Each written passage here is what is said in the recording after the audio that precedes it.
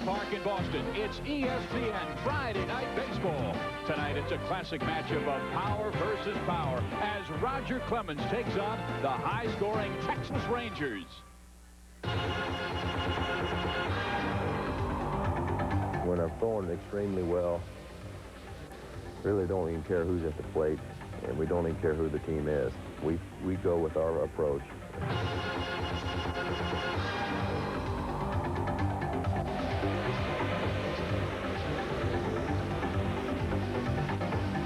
He throws so hard that it's just a hand-eye coordination game. Hopefully your technique is right and you're extremely quick, because that's the only way you're going to hit him.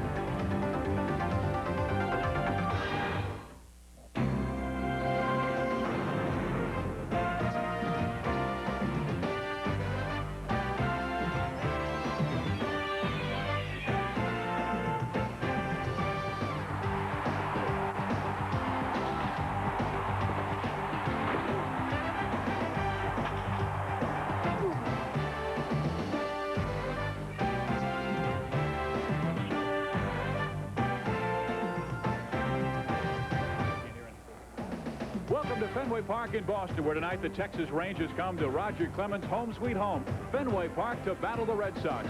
But Fenway has been anything but sweet for Rocket Roger lately. In his last 9 starts here dating back to last September, Clemens is 1-7 with an earned run average over 5.5.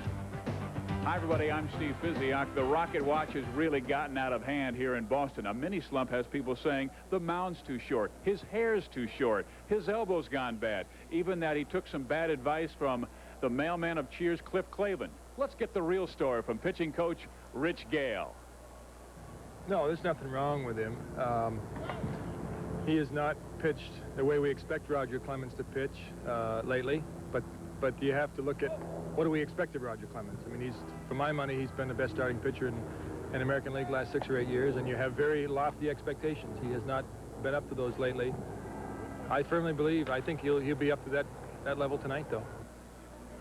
Joining me right now is Tommy Hutton. What's the story you hear about the Rocket? Well, I tell you what, Tony Pena, his catcher, said it very nicely. He said, hey, he's human, which he is, and he's gone through periods like this before. Steve, last year in June, as a matter of fact, Clemens had a stretch of 3 games where he averaged over 130 pitches. He came back the next 2 or 3 games and struggled. But here's a guy who's averaged 257 innings over the last 7 years. He won 18 ball games last year. He's won 3 Cy Youngs. He'll be there again this year. And the pitch that beat him in his last outing was a 96-mile-an-hour fastball. Tartable took it out of the yard. It will be power against power again this evening with those Texas Rangers. Well, I'll tell you what, Canseco, over his career of 8 years, he's averaged 33 home runs, 105 RBIs. Dean Palmer's the guy to watch, 13 home runs this year, had 26 last year. They can supply some power. As a matter of fact, watching Canseco in batting practice, that's like me hitting in a Little League park here at Fenway. All right, we've got a couple of Rogers on hand tonight. It's Roger Clemens going for Boston, Roger Pavlik for the Texas Rangers.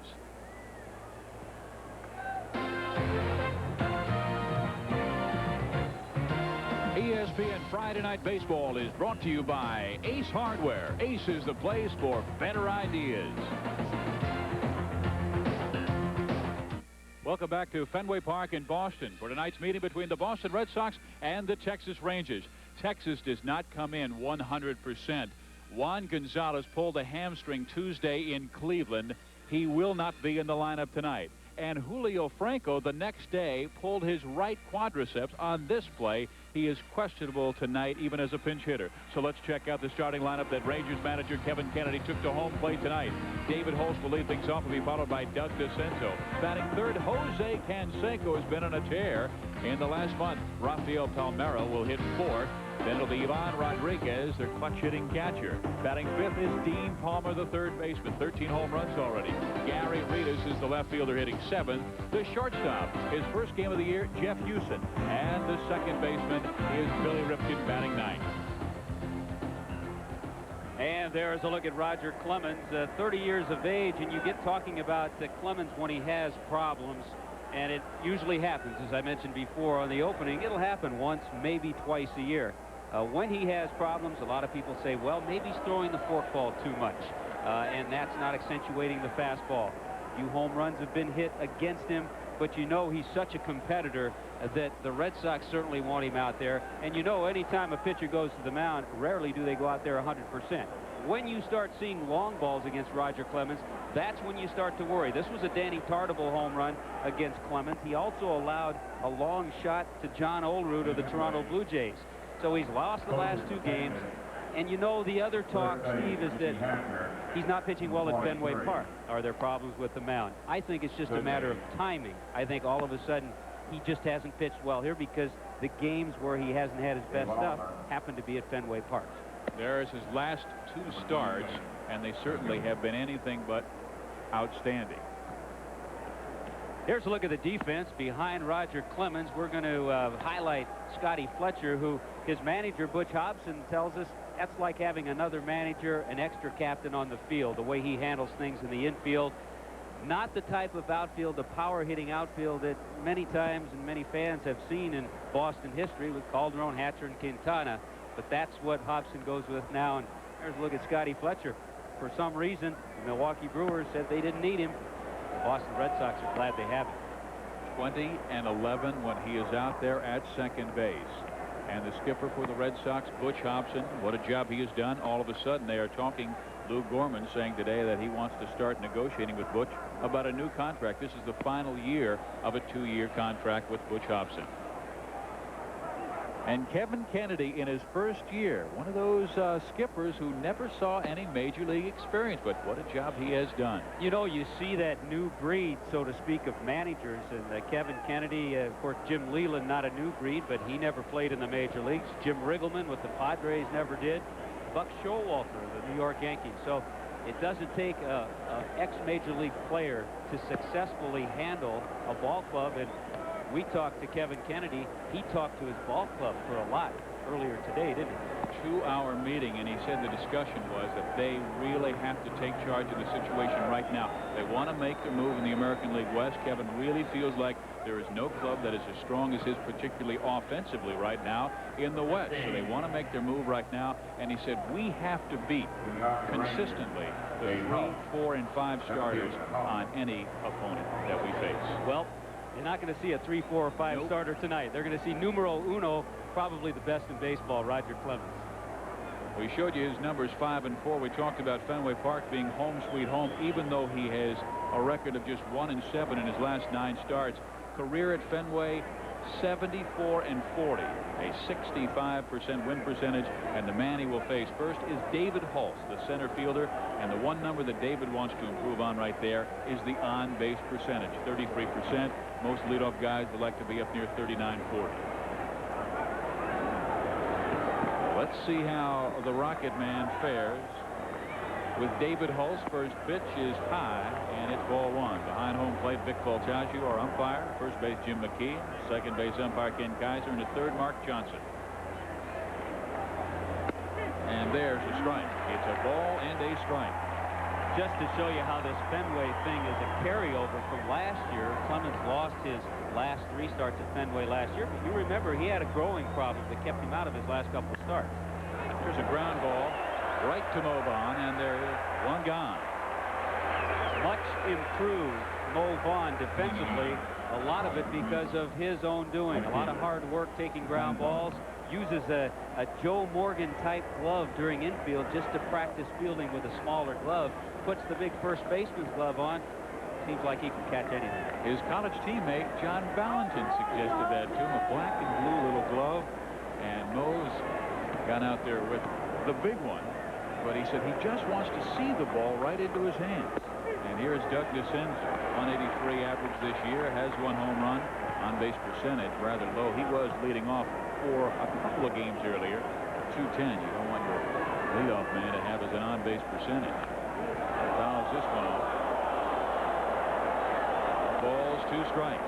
And that has been, as you mentioned, the big problem. One of the problems for the Rangers, top of the order, because you know when they pack that lineup with the solid power hitters, if these couple of guys at the top can get on base consistently and up that on base percentage, they're going to score more runs. Clemens with the 0-2 pitch. Didn't miss by much. And it's a ball and 2 strikes. Normal situations, Rafael Palmeiro would be in the 2 spot. Here's a look at that pitch again. Roger throws in the dirt. It's 2 balls and 2 strikes. He threw a number of pitches in his last outing out of the strike zone, 55, and he's usually right around 70% in the zone. Rich Gale, pitching coach, with the skipper Butch Hobson. He stays 2 balls and 2 strikes.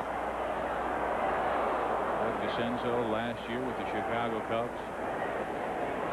28 years old from Brownsville, Pennsylvania.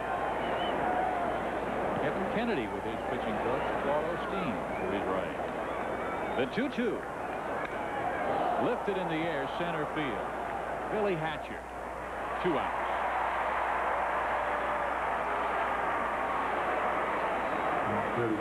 And here comes Jose Canseco. You hear the boos, but he's delightful to talk to before the ball game. 286 the average for a 2-week period. He carried this ball club. Last week he's had only 1 RBI. But all the talk is about what he did the other night. Fly ball hit him in the head, went over the wall for a home run. Tony Pena gave him a hard time when he walked on the field. Pena had a helmet on and pointed to it, started laughing. And there's strike 1 to Jose. I thought to myself, though, if Jose were wearing a helmet when that happened, the ball might have caromed into the upper deck. Might have gone further.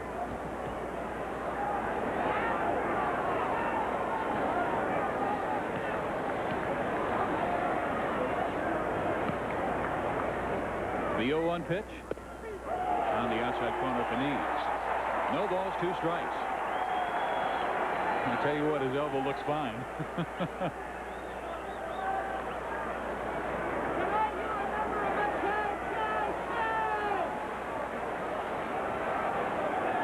The 0-2. It's low and in the dirt, 1 ball and 2 strikes. Clemens last game lost 7-3 to New York. He gave up 7 runs. He threw 129 pitches in 5+ innings. Walked 6.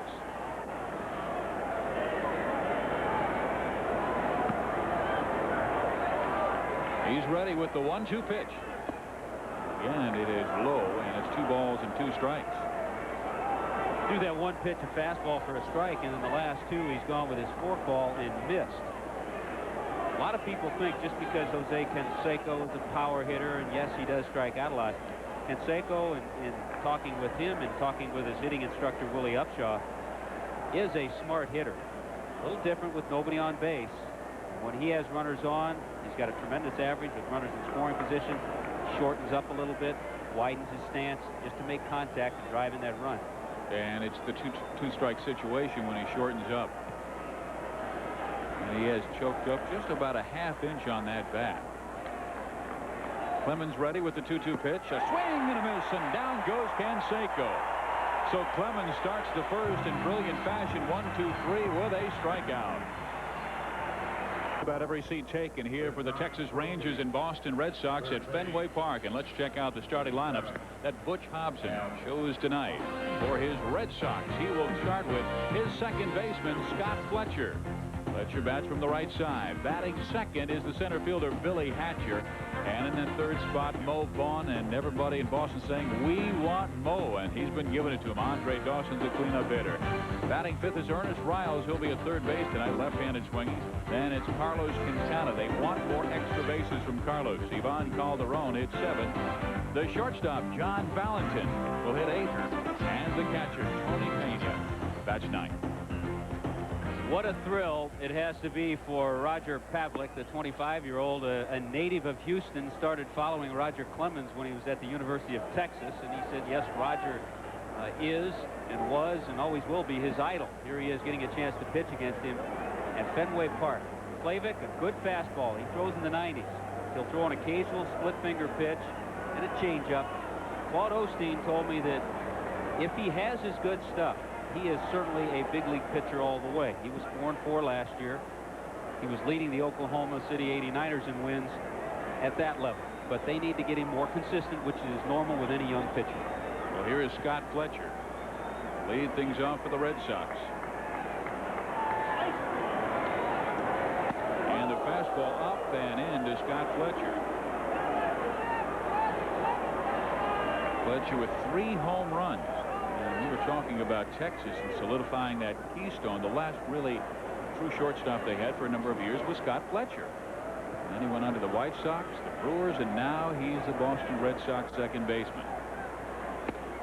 And look is up high, and it is 2 balls and no strikes.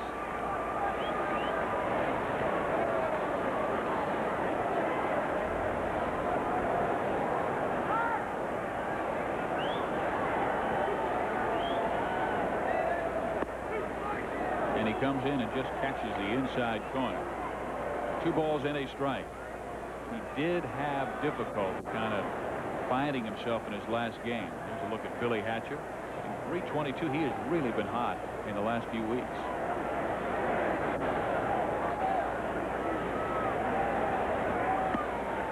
Stays upstairs. He did walk 5 in the game, but struck out 7. Matter of fact, his first 2 appearances from 1992 and 1993 were on national TV. He has not given up a run in more than 12 innings on national TV, and here he goes again on national TV. Let's see what he does. The count's 3-1. And Fletcher with a base hit back up the middle.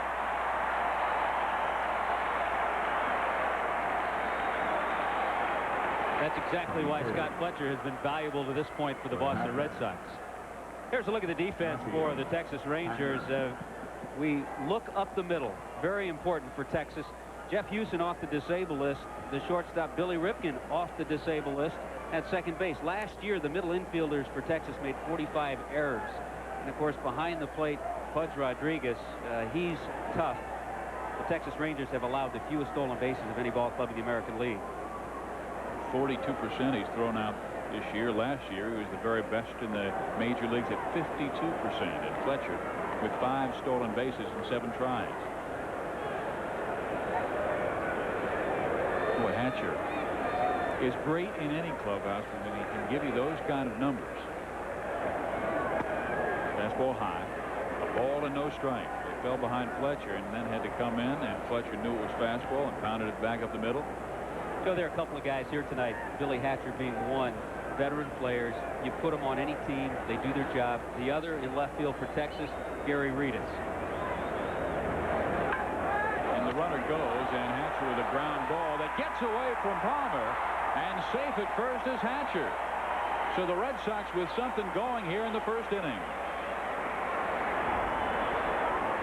There was a time that you rarely saw hit and runs performed here at Fenway Park, but that's exactly what Butch Hobson has going right here. Fletcher on the move. The shot is hit by Billy Hatcher. A good stab by Palmer just to knock the ball down and keep it in the infield. It's an infield base hit all the way. If Palmer comes up with it, though, he's able to make a play. But he made a good play just to knock it down. And here comes Mo. Mo Vaughn hitting .316, 7 home runs, 29 RBIs this year. Seems like the fans of Boston have been waiting for this slugger for years. Well, he has come around. Still just 25 years old. And he takes a fastball on the inside corner for strike 1. Last year, they thought he would be their first baseman, but he started out 1 for 16, and they sent him down. See scores around Major League Baseball. They'll be coming your way at 15 and 45 past the hour. Montreal, Chicago, tied at 2. Bisping, Rangers. In the dirt, Rodriguez with a great stop. That might have to be classified more than great. Unbelievable. And only a 20-year-old catcher can get to that ball. You talk about quick reflexes with all that gear on. Watch how far this ball misses by. Look how quickly Rodriguez is able to shift over and get there. And then look at his head. His head is up to see where the runners are. Because you know if one of them takes off, he's up popping with a throw. We talked about the battle of the Rogers, Havlicek and Clemens. Well, how about 2 of the best blockers of a plate in all of baseball in Pena and Rodriguez? Swing. He got away from Rodriguez, and the runners will advance. As soon as I speak about blocking the play, the ball gets away from Rodriguez, but Pavlik threw it right into the dirt. Yeah, it looked like this time Pavlik goes with his forkball. The bottom falls out, and Rodriguez is there, but the ball kicks up. Looked like it hit him on the heel of his hand. just missed the mitt. So a chance for Mo Vaughn to pick up a couple of RBIs with a base hit here. Runners in scoring position with nobody out. In the bottom of the first inning, a scoreless game. Look what he has done with men in scoring position. 400 average. Pavlik only threw 62 innings last year, and he had 9 wild pitches. Well, that's a concern of Claude Osteen and Kevin Kennedy. The presence on the mound, if Pavlik can keep the control. His fastball early on has been clocked right here in the high 80s. Even though he got a strike with that split finger pitch, Vaughn swinging, he was also charged with the wild pitch. Fletcher at third base, Hatcher second base. Pavlik has the count his way, 1-2, and now time called. This time by the umpire. Ball got away down the right field line. There's Vic Voltaggio. He was the first umpire to spot it. Those ever keen eyes of Vic Voltaggio. One of the best in the American League. The 1-2 to Vaughn. Almost chased the high one. 2 balls, 2 strikes. Good patience by Mo Vaughn on that pitch. It was a pitch last year early in the season he may have gone after. With 2 strikes after Pavlik showed him the forkball, went up with the fastball trying to get him to chase it. But Mo, a much more patient hitter. And a lot of that comes from Mike Easler. Boy, he says, Mo, you got to know the zone. Discipline yourself. Rodriguez comes out to talk to Pavlik. He tried to change his motion a little bit, I understand, spring training. Now he's gone back to his 3/4 delivery. And there's the hitman, Mike Easler. Well, I mentioned Milwaukee misses Scotty Fletcher. I think they miss Mike Easler, too. Taking nothing away from Gene Clines, who was there as a hitting instructor, but the Red Sox happy to have the hitman here. And the 2-2 pitch. He chased a split finger and a beauty and strikes out. 2 things right there show me something on that pitch. Number 1, that Pavlik's not afraid to throw it. Number 2, Rodriguez is not afraid to call it, even though his technique isn't perfect in blocking that. But here's a young catcher calling a pitch that he knows has a chance to be in the dirt. Another chance for a wild pitch. He calls it, and they get the strikeout. Well, here comes Andre Dawson. He came off the disabled list earlier this week. With that damaged knee. 1 for 4 in his last game. And the first pitch misses into him. Now, Dawson was supposed to miss 4 to 6 weeks after the arthroscopic surgery. And here he is, close to 40 years old. He comes back in 19 days. I think that sends a message to any fellow in the clubhouse who might want a day off. Yeah, those old guys recuperate well. 2 balls and no strikes. Base is open. Ernest Wiles, the left-hander, is on deck. The Hawk.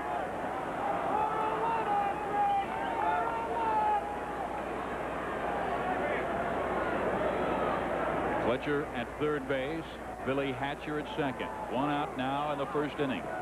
Time is called. I'll tell you, the only little problem that Dawson is having right now, having had the surgery, since then he's had the right knee drained 2 or 3 times. He said it's giving him a little trouble pushing off. That is the back leg, and that's the leg he drives with. Well, he spanks this one into right center field. Fletcher comes home easily. Billy Hatcher right on his heels. It's 2-0 Boston.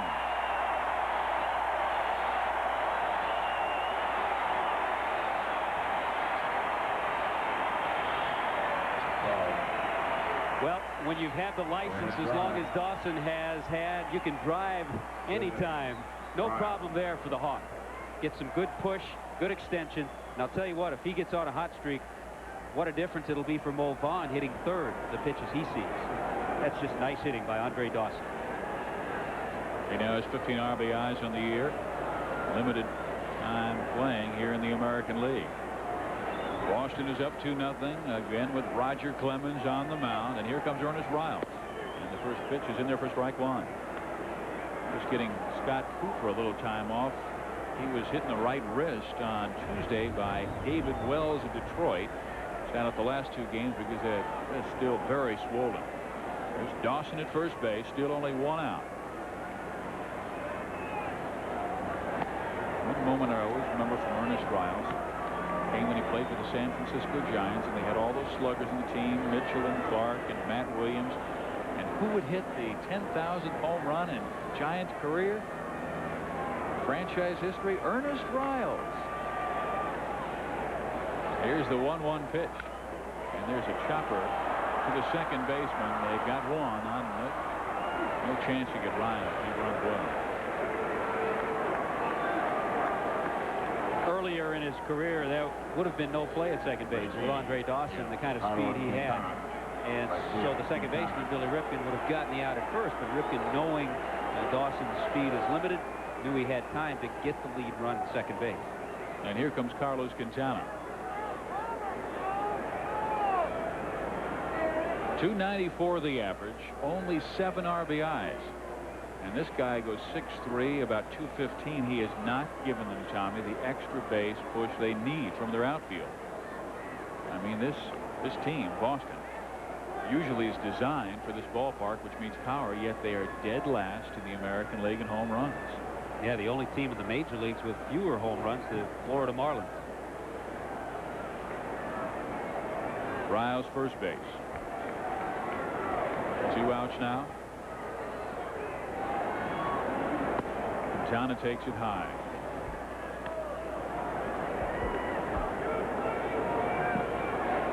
Quintana does have some problems, and look at that, 40 singles, just 2 doubles. Those are the only extra base hits. And that automobile accident, missed all of last year. Mike Easler told me that he really feels that has affected his power. He can't turn on that pitch inside. There's a pitch high.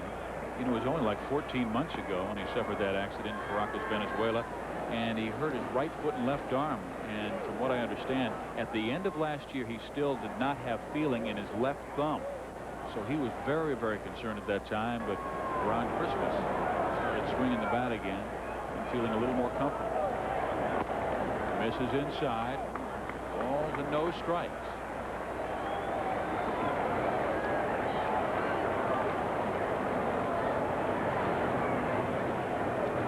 Red Sox leading 2-0 here in the first inning. Havlicek has given up his first runs in his major league career on national TV. And there's the fastball, and then misses. Oh, just to catch the outside corner, so it's 3-1. And Rick Burleson over at third. And now Bumbry for a Baltimore Oriole outfielder over at first base. Last year, Havlicek started strong. On Sunday, he beat California, throwing 6 2/3 shutout innings. And last year, on May 2nd, in his major league debut, he pitched 5 1/3 innings, no-hit baseball before Robin Ventura single broke it up on national TV. And there is ball 4 to Quintana. So Riles goes to second base, Quintana to first, and Ivan Calderon steps to the plate. That'll bring on Claude Osteen, the pitching coach of the Rangers. He's done a marvelous job with this Texas pitching staff. And you look at the staff, especially the starters. Right now, the 2 main starters for Texas, Charlie Lebrand 5-2, and Kevin Brown is 4-3. These are the guys who've been carrying some 3, 4, 5 starters that need to start turning things around. Of course, you don't see the name of Nolan Ryan. The unfortunate circumstance is that Nolan is not progressing as quickly as they had hoped with that hip injury. So they don't expect Nolan back real soon. So they'll have to go with Rogers and Havlicek and hope that those 3, 4, and 5 guys turn it around. We get Todd Burns going tomorrow. And it's really surprising to find Texas third in the American League in pitching. But that is why they are just a half game out starting tonight out of first place in the American League West. Chicago and California right on top of the West, but Kevin Kennedy feels his club is just as good, if not better, than everyone in the West. Calderon takes ball 1.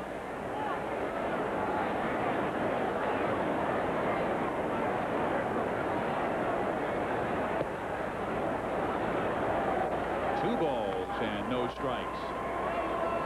This is what Pavlik did, although he did not allow a run in his last game. He has thrown 15 out of the strike zone. Kevin Kennedy saying, yes, he is a guy who really has to feel comfortable in the early frames, and when he does get comfortable, he's really tough. There's a ground ball hit to third, and Palmer steps on third to get the force. So we enter the second with Boston scoring 2 with a 2-0 lead. A 2-0 ball game, Boston and Texas. Here Friday Night Baseball on ESPN.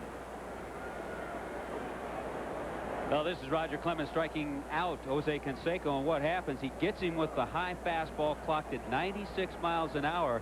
But what set that up? After he had gotten ahead with 2 strikes, he tried a couple of split finger pitches away that missed. Might have had Canseco thinking a little, and then went up and in with that high fastball. He threw 14 pitches in the first inning. 11 were clocked over 90 miles an hour. What bad elbow. And there's another 90-mile-an-hour heater that's just a bit low to Rafael Palmeiro. What bad mound. There you go. What bad haircut. And it's fouled back. Yeah, he got the odd haircut. What was it, a couple of weeks ago, right before a game that you did with the Toronto Blue Jays? He said he wanted it to give him a little more intimidating look. So, of course, the theories have come flying from all over the place. Here's the 1-1 pitch, and it just does miss inside. 2 balls and 1 strike.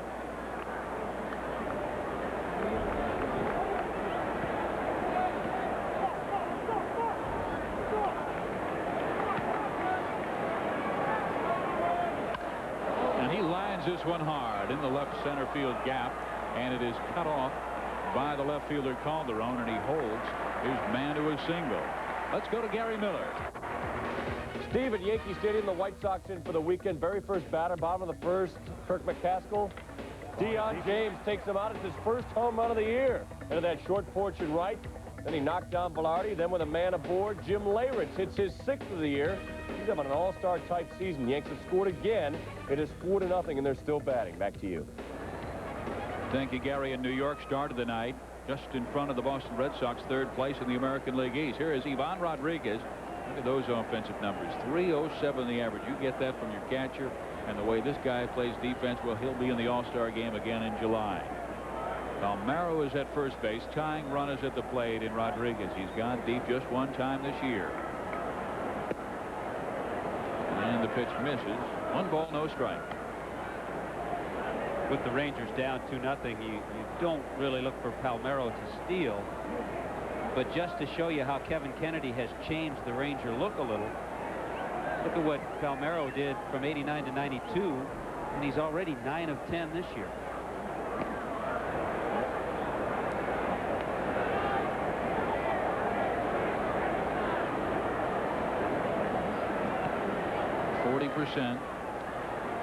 The time runners have tried to advance in Tony Pena. He has gunned them down. Of course, a major league average at 30%, and Rodriguez at 52% last year and at 42 this year. Well, Pena's slowing down just a tad. He'll be 36 years old June 4th.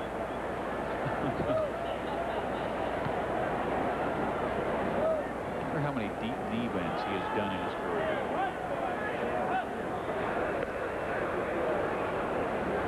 I talked with Ivan Rodriguez a couple of weeks ago, and he was saying the thing that has really helped him as a hitter, everybody knew his defensive prowess. It's just learning the league, getting smarter, being a little more patient and confidence. You put all those things together with the ability that he has. That's why he's hitting much better this year. Count 1 ball and 1 strike to Ivan. And a little chopper to Clemens. He's got a chance for 1 on to first. Not in time.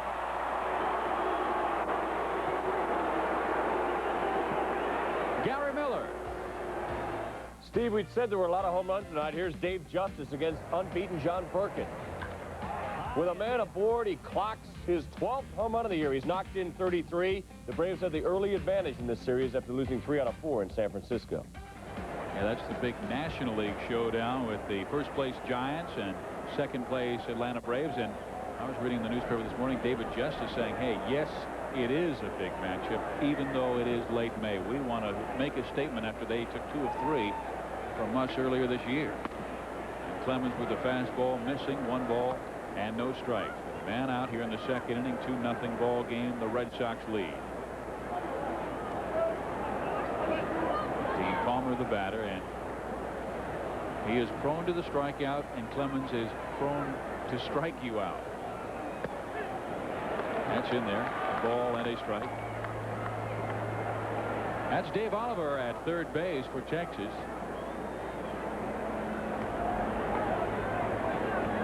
And at first base, that old hustler, Mickey Hatcher. Been around baseball. Last time we saw him was with the LA Dodgers. Swing and a miss. Ball, 2 strikes. A couple of ex-Dodgers working in the minor leagues the last couple of years for Kevin Kennedy. Hatcher and Claude Osteen came over with him. I remember I saw Fred Clare, Dodger general manager, early in the year, and he said, yes, we hate to lose those people from our organization, but we're certainly proud that other organizations want them in major league roles.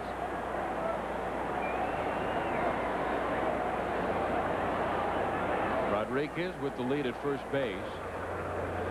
He has attempted 6 steals this year and has been successful 3 times. Rich Gale saying, I don't see a marked drop-off. Roger stopped. As you see Gary Reedus in the on-deck circle.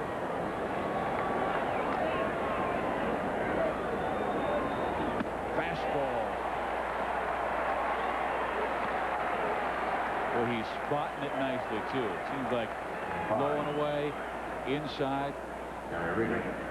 Spotting it, and then good movement. Once it gets in that area up above the belt, you have to make sure you throw in the 90s if you have it in that belt or above area, and Roger Clemens certainly is in that category. Well, here is Gary Reedus. 231. He is playing for the injured Juan Gonzalez. We told you about Juan pulling a blame on Tuesday with the hamstring pull, so Reedus got the call in left field.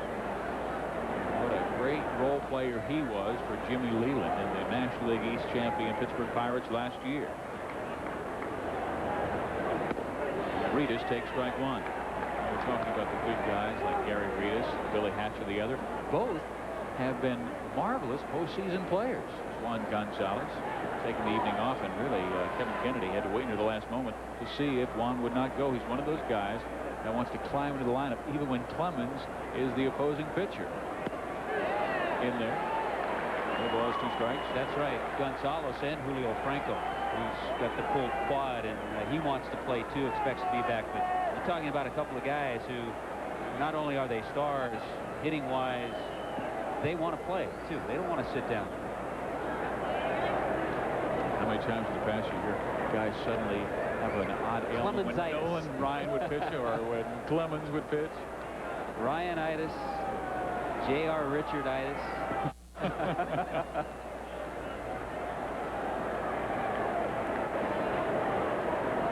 Clemens with the 0-2. Struck him out.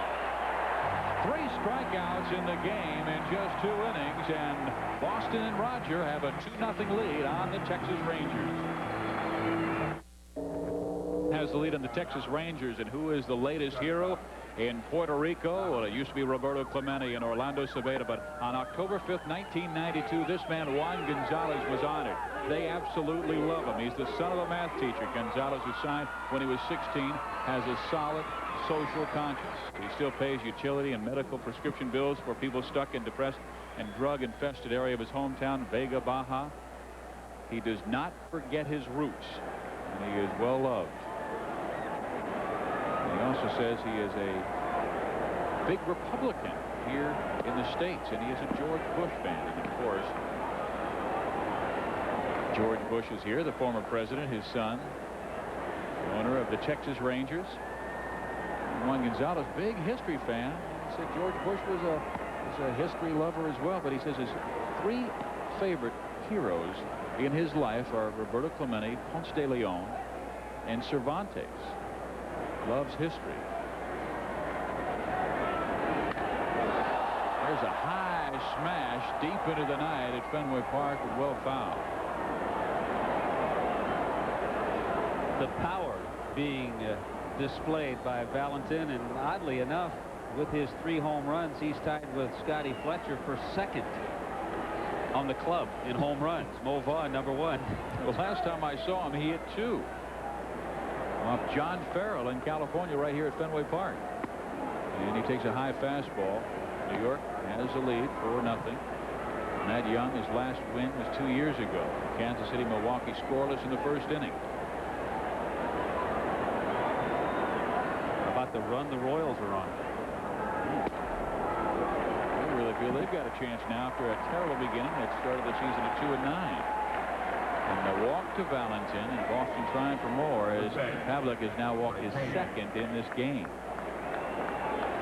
That'll drive pitching coaches and managers crazy, because you really want Roger Pavlik to come out here after giving up the 2 runs and then working to the bottom of the order. You'd like to see him go after the hitters, make them get themselves out, and he ends up walking the number 8 hitter, Valentin. And here comes Tony Pena. And it's popped foul territory, and Palmaro is there for the first down. And that's a big help.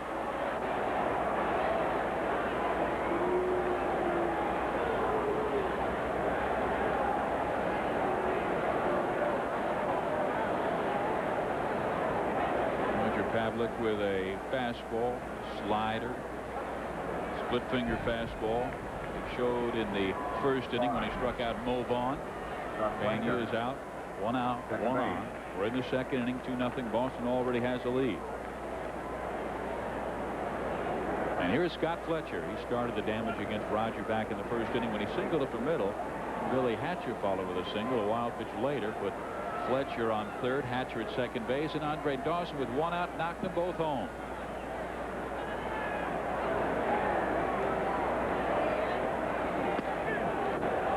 Snap toss at first base. You don't want to take that extra step off the bag with Rodriguez back there.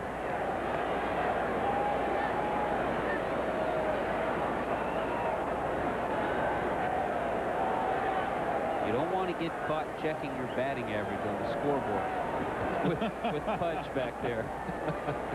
And Valentin has shortened up his lead just a bit at first base. He not only has to worry about Pavlik, but then Rodriguez when the ball's thrown home. Don't check those out-of-town scores.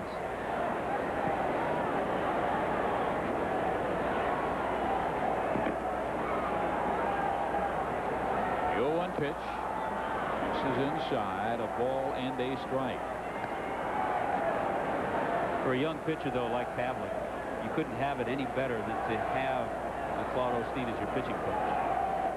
Very sound mechanics, thinking part of the game. So at 25, and with the kind of stuff he has, he's in a good situation. And Claude pitched that way, didn't he? Yeah, you talk about a guy who followed 2 greats. I mean, it was Drysdale, Koufax, and Osteen. You know, a team would kind of sit back in those days and relax when that left-hander took the hill. And Hatcher's over there with Kennedy. They thought, well, here's an easy touch, Claude Osteen, and he ended up winning almost 200 games.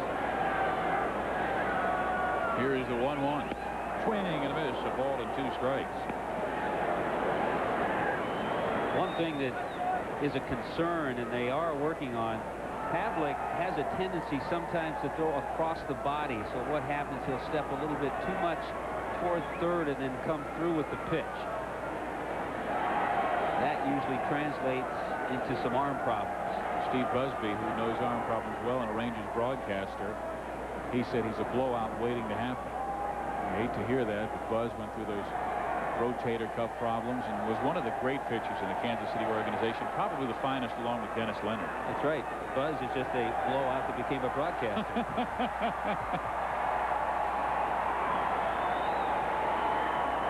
Here's the 1-2. This is low and inside. I remember him coming up. There's the way they defense him. Give him a lot of room down the left field line. Yeah, they certainly don't expect Scotty Fletcher to pull the ball. Vincenzo in right field. 1 out, 1. Boston already leading 2-0. They're threatening for more here in the second. And Fletcher does go to right field. That's a base hit. Knocks off the wall. He's going for second. Here's the throw, and he is safe.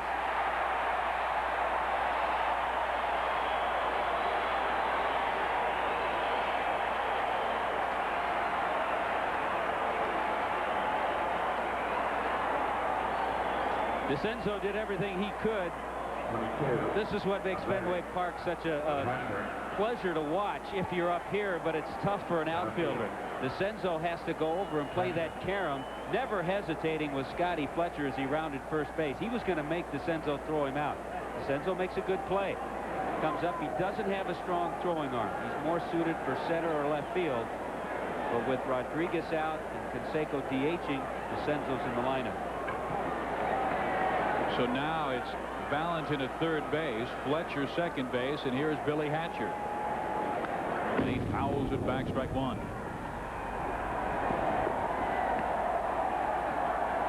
But that's the kind of smarts that Scott Fletcher has been giving the ball club. I mean, he doesn't want a double play to get his club out of the inning, and now Texas plays their infield in. They want that play at the plate. They do not want this game to get any more runs going against Mr. Clemens tonight.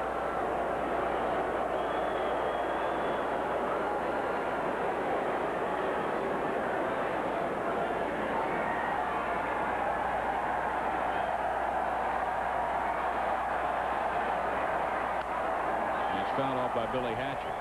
Just in case, 2 strikes. Just in case, Steve, this happens with Hatcher up there. If in fact the runners are going on contact, let's say Valentin at third has been instructed to go if the ball is hit on the ground. There's one out. What he will have to do, if the ball is hit right to an infielder, then he needs to get in a rundown play to allow Hatcher to make it all the way to second and Fletcher to get over to third. So it's the same situation. Only one more out.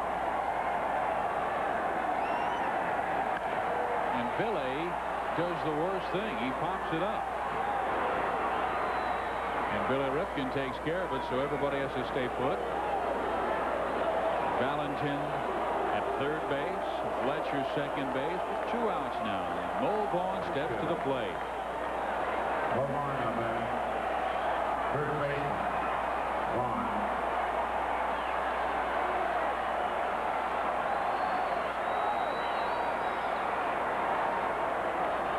You can hear the Fenway crowd yelling, "We want Mo. We want Mo." Mo Vaughn and Mo runs. And he is hitting .400 with men in scoring position, although with runners in second and third his last time up there, he struck out swinging. Pavlik split-fingered fastball in the dirt. And now, split-finger gets away, a run scores. Might be more inclined to go with a different pitch. And a near sellout crowd at Fenway Park. 2 outs, 2 on.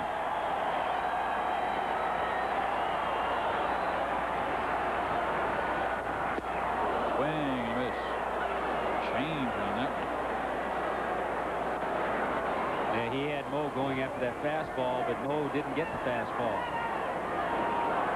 Like a changeup. Just pull the string. Good pitch for Pavlik in that situation to start him off with. He still hasn't adjusted to the heat. And the 0-1. This is away, and it's a ball and a strike. Of course, you could say also first base is open. Left-handed hitter up there. Yeah, but Andre Dawson's on deck. And Dawson was the one who knocked in the game's 2 runs. Base hit to right center's last time up. Vaughn, very impressive here at Fenway Park. He looks determined, doesn't he? In there. Ball and 2 strikes. Pavlik has him thinking. That time he crossed him up, gave him a good fastball to hit. And there's the hawk.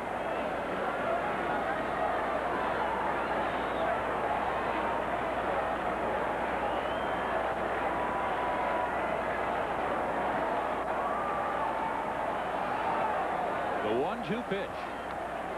Just did catch a piece of it. Pavlik really laboring with the strike zone in the first inning, even though he is in trouble here in the second inning, has been a little bit more around the zone, so maybe he is feeling a little more comfortable. But Kevin Kennedy is not. Neither is his entire coaching staff. Look at that. Hatcher, Jackie Moore, Claude Osteen, they're all that they're ready for a fight. That's the way a bench gets if you know the pitcher's throwing at somebody. You want to get out on the field quickly. And the 1-2. This is away. 2 balls and 2 strikes. Again, Valentin started this inning by walking. Pena popped up trying to bunt his way on. Fletcher then doubled. But Billy Hatcher popped up to the second baseman. So 2 outs here at Fenway Park. Boston already leading 2-0.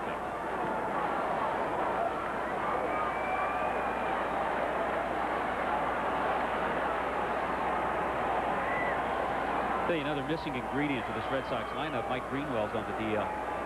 He was hitting well, back into full form. When he comes back, he has a rib injury. That also enhances the middle part of that lineup. 2-2 pitch. Struck him out. So Vaughn, with runners on second and third twice in this game, has now struck out.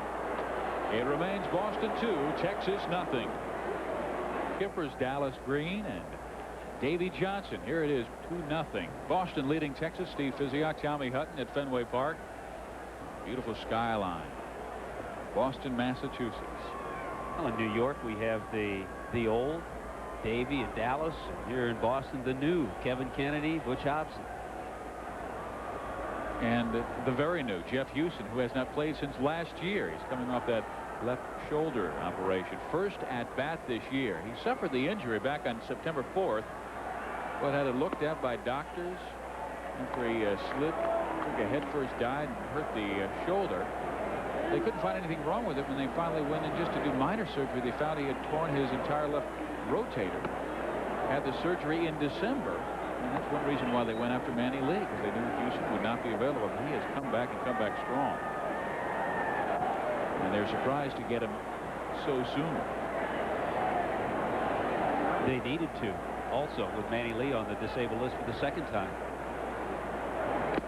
Swing and a miss. Ball 2 strikes. Clement has struck out 3 in the game. Canseco in the first, Palmer and Reedus in the second inning.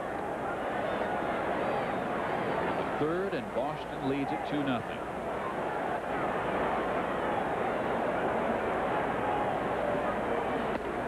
Misses away with the fastball, and Rich Gale was saying, obviously he's not been the Roger you'd expect, or we've come to expect so much. Maybe it's causing him more discomfort than he's letting us know about. Rich Gale is pitching coach. Foul back to the screen, and it's 2 balls and 2 strikes. I mean, he said sometimes you feel like you have to shoot him to get him out of the lineup. He is just a tough old Texas horse. You know what, though? That's the way you want every pitcher and every player to feel. And again, I think that home road thing is just a timing thing. Little chopper back to Clemens, and he easily throws out Jeff Houston. Well, we asked Rich Gale what it's like working with Roger Clemens when you know he may not tell you everything about his health. It's good and it's bad in a sense. I mean, you know, he's a real warrior. He's a real gamer. He's pitched at less than 100% a number of times. He knows that, but he knows the club needs certain things from him. The bad part is that you worry about, gee whiz, you know, one game. We're looking at the rest of this year and the next 3 or 4 or 5 years for this ball club. I'd love to have 10 more like him, I'll tell you that. Rich Gale, pitching coach. And there's a chopper to the shortstop. Valentin throws out Billy Ripken, and 2 gone. Well, you know, Clemens has said it himself. He says, I'll never give in to another team. I'll never let the other teams think that they have the upper hand on me because I'm hurt. I won't back down to anything or anyone. Maybe that's why he's got that nasty-looking haircut. Well, that's why this game is such a psychological game, and from his standpoint, he doesn't want a club coming into town and reading the newspapers and seeing that he's not 100%, that he's not pitching his best. He wants him to come in and think that he is 100%. He's going to go out there and try to do that. He's shown that thus far. He's allowed just 1 hit. He has struck out 3. And now he faces David Holtz, the leadoff batter, with 2 outs. And I know, you know, we were making fun of the haircut that he received a couple of weeks ago, but he said, hey, I want to look intimidating out of the mound. I want to look look in the mirror and get fired up for the ball game. David Holtz goes to left field, and a 1-2-3 inning for Clemens. He's allowed 1 hit in 3 innings. He has a 2-0 lead on the Rangers.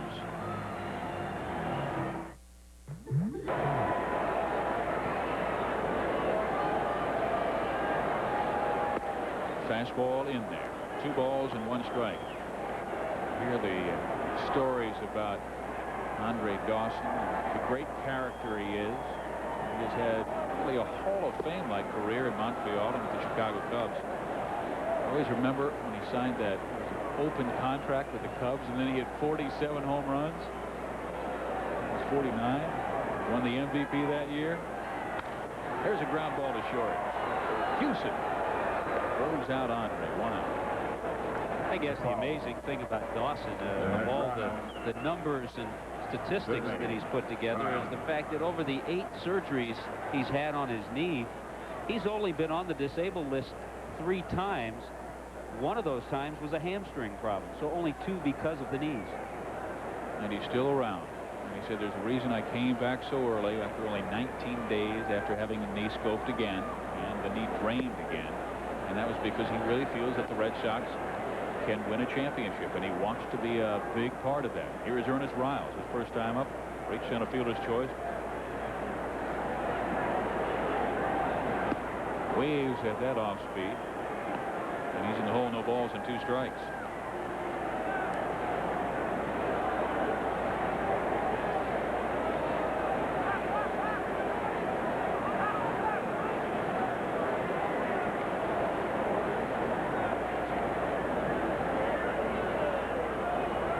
The 0-2 just misses away. Ball and 2 strikes to Ernest Riles.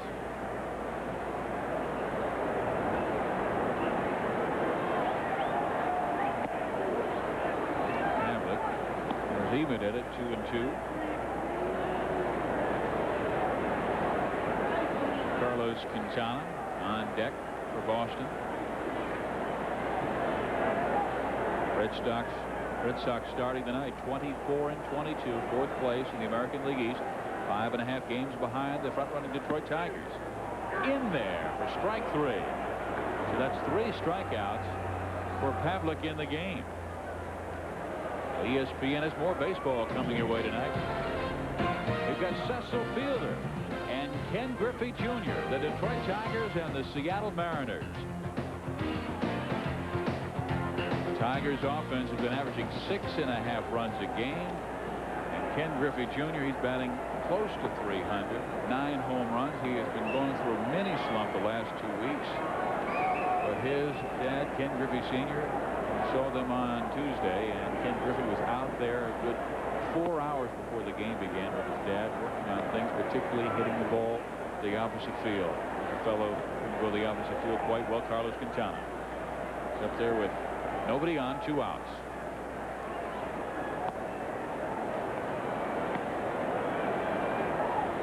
Hey, you mentioned Quintana. Yes, he can go to the opposite field. They'd probably like him to pull a little bit more, though, here at Fenway Park. That wall really stares down at you. And there's a chopper. Houston knocks it down but can't pick it up, and Quintana is safe at first base.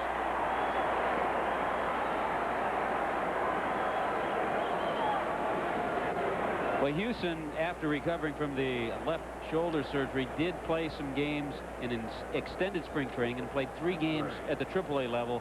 But you still need a lot of game action to keep sharp, not only hitting, but defensively as well. If he's in there on an everyday basis, having not undergone that surgery, I'm sure he makes that point. They have had a rough showing from the shortstops this year. Still no shortstop, as Rangers thought Manuel Lee was the answer, but he and Benji Gill have combined for a 146 average and 9 errors, and now Jeff Houston in his first game back has made an error. And here's Ivan Calderon, and he fouls it off strike 1. Well, the problem is, as we mentioned it when we set the defense for Texas, all the errors up the middle last year between Manny Lee and Ripken, which were with other teams, they wanted them there. They only made 11 errors between them last year. Manny Lee with Toronto, Billy Ripken with Baltimore. But now it's been a shuffle out at shortstop. Shocker. Rodriguez with a nice play as Palmeiro has to go up to reach it, but he's there. And the Red Sox are through the third. It remains 2-0 Boston with Roger Clemens coming back to the mound. Astros, who were in first place in the National League West in late April, trying to get back after going through a mini slump. They're now 24-21 and 5.5 games behind the first place San Francisco Giants. Big series in Atlanta, the launching pad. Here is Doug DeCenzo to lead things up. Will be followed by Jose Canseco and Rafael Palmeiro. DeCenzo last time up did not look comfortable against Roger Clemens. Then who does?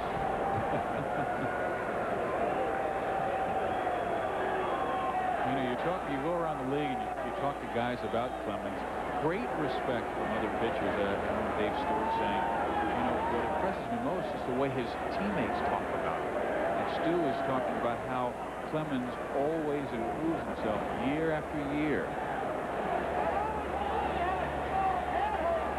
Dennis Eckersley was saying, you talk to his teammates, and they talk about, all Roger ever talks about is the team success, how he wants the team to do well, how much he wants the team to win. And Dennis Eckersley said you don't hear that too much anymore.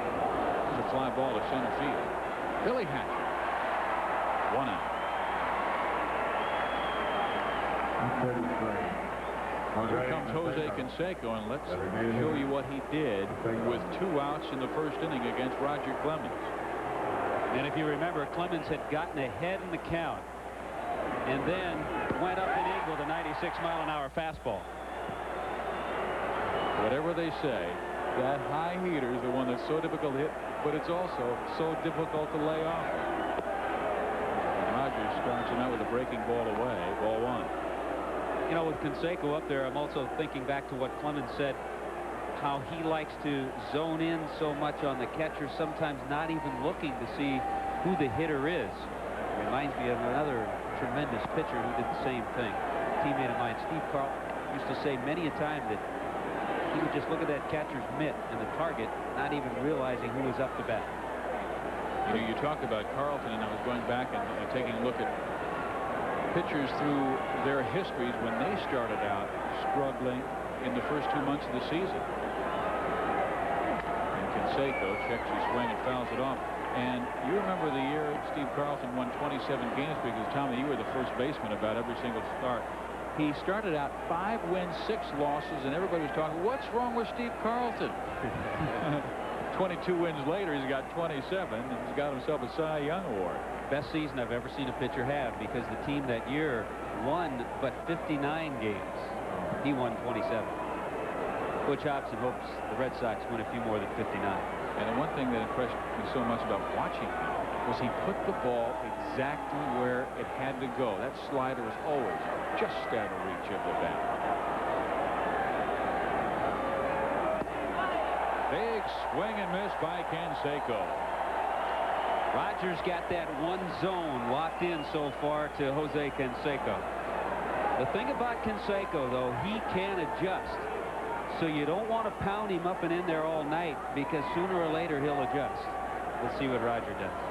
Last one was 96 miles an hour. The count is even, 2 balls and 2 strikes. Here it comes. And Canseco lifts it in the air left field, but just did miss it here. Calderon is there. 2 outs. Little adjustment. He shortened up on the swing. Roger went back up there with the fastball. That time Jose got a piece of it, just got under it. You get the feeling that Clemens missed a little bit, and so did Jose. Yeah, so it'll be fun the rest of the evening to watch as these two go at it and adjust to each other. So Jose 0 for 2 on the night. Clemens has now gone 3 2/3 of one-hit shutout baseball. Inside corner, strike 1. Rafael Palmeiro. He is the only man to touch Clemens for a base hit. The man to reach base in this game, as Clemens has not walked anyone. 1 ball, 1 strike. New York ahead of the White Sox 4-0. With a 2-run single in the third. Minnesota. Thomas is homered for the Astros.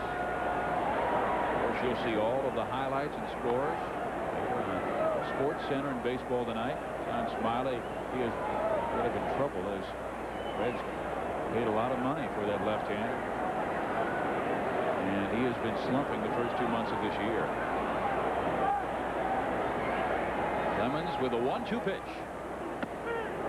On the inside corner, and Pena was walking to the dugout before Voltaggio even made the call. It remains Boston 2 and Texas nothing. Boston has a 2-0 lead in the Texas Rangers here in the bottom of the 4th inning. Friday Night Baseball on ESPN.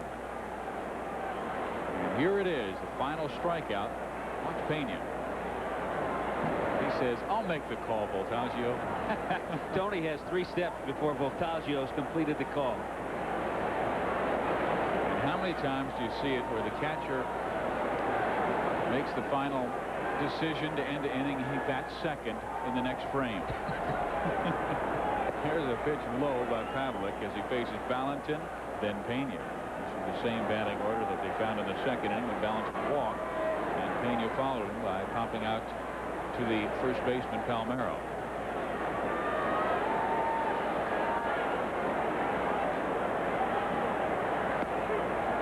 I'll tell you what, Valentin was going through a terrible slump. We saw him last on ESPN, like 1 for 21, and Mike Easter was working with him so much. He caught him on a hot night. He hit 2 out of the yard, both over the Green Monster. Tremendous swings off John Farrell and the Angels. Knocked in 5 runs. 2-run home run, a 3-run home run. Easler likes working with those guys from Seton Hall. Bull Vaughn, Don Valentin.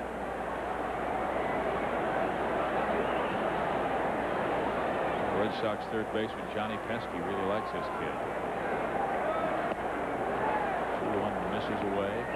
Well, Pesky's a piece of work, isn't he? You talk to him forever about baseball. Said, yeah, John, you know, I think he's going to wind up hitting 20, 25 home runs. He could be like another Petrozelli. During Pesky's day, boy, did they have a shortstop that could hit for power. Vern Stevens. He did like 39 home runs one year. Red Sox shortstops always really been known for having power. Petrozelli, didn't he hit 40 one year? And he ended up going over to third base. The thing that Mike Easler works so well with the hitters. Look at, he's talking hitting to Quintana right there. He works mentally, the mental approach. And Valentin drops a base hit to left center field to start the 4th inning. Got a great matchup on Memorial Day here on ESPN. 4 o'clock Eastern Time, 1 o'clock Pacific, is the Chicago Cubs hosting Dallas Green's New York Mets. The Mets are hoping for a resurgence under their fiery new skipper. Then the Phillies, first place in the National League East, and the Cincinnati Reds. That's our 7:30 Eastern Time, 4:30 on the West Coast. A doubleheader here on the Total Sports Network. Bottom of the 4th inning. 1 on, nobody out for Tony Pena. Still looking for his first home run of the year. Valentin has not stolen a base this year. Pavlik has been tossing to first every time Valentine has been on. And his lead has been an extremely short one. Well, remember earlier we saw the Red Sox use the hit and run with Fletcher and Hatcher. This is another combo that Hobson likes. And there it is. And it is a hit and run. It's a ground ball foul to Palmeiro.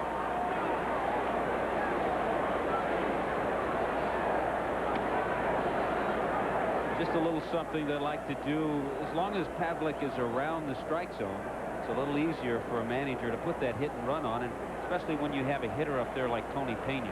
You know, regardless of where that pitch is, he's going to at least put the bat on the ball. But Valentin only had like a 3-foot lead, which is okay. Is he going to shorten it even more by getting a throw over? It's okay. The last thing you want to do is to get picked off on a hit and run. Your job as a runner is not to steal the pace. You just want to get moving and get the infielders moving. Did not go this time, and a check swing foul by Pena, and he is in the hole. No balls and 2 strikes.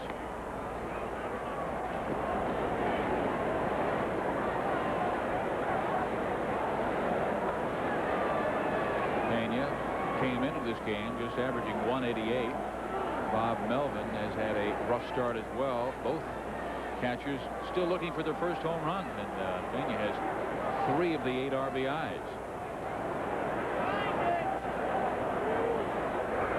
And he wants to shorten his lead now with 2 strikes. Butch Hobson, 41 years old, from Tuscaloosa, Alabama. Played college football for Bear Bryant.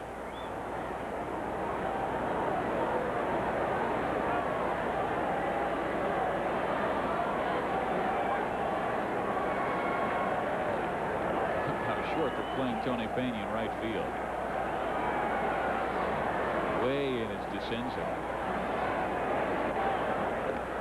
And again, they're worried about Valentin. He has left the bag only like 3 or 4 feet. Yeah, and you really don't have to worry about him now. With 2 strikes and that kind of a lead, he's not going anywhere. The pitch. And he is going to right field, but Palmeiro takes care of it, and Valentin is safe at first and second base. Gary. Steve Scotty Fletcher's coming up. The man he replaced in Boston, Jody Reed, started off poorly, but during this winning streak for the Dodgers, he's hitting over 400. He knocks in the only run of the game tonight against the Pirates. He's making $2.5 million. Fletcher $675,000. Money, money, money. Hey, we like those bargains. There you go. I'll tell you that Piazza's really going to be a good player. He scored in that play, and I've seen him several times out of Dodger Stadium. And I'm not sure if he's always going to remain as their catcher. Golly, Tommy, he can flat hit. Valentin in scoring position with 1 out. Scott Fletcher at the plate. He has singled. He has doubled. His average over 270 now. Former Texas Ranger. Still amazed to see Valentin go on that 0-2 pitch. I mean, if you looked at it and you didn't know the count, you would have thought it was a great hit and run situation. The way Pena hit the ball.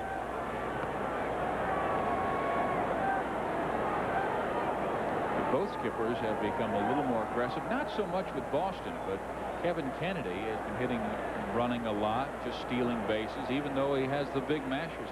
He is a skipper who has got a ball club that can wait for the 3-run home run. Boston is not. Boston really has to manufacture runs. You've got Fletcher, catcher in there, and really their only power tonight comes from Vaughn and Dawson. Calderon can, but he's really looking to get healthy and then comfortable. Valentin, it's called time to tie that left high top. Easy double knots.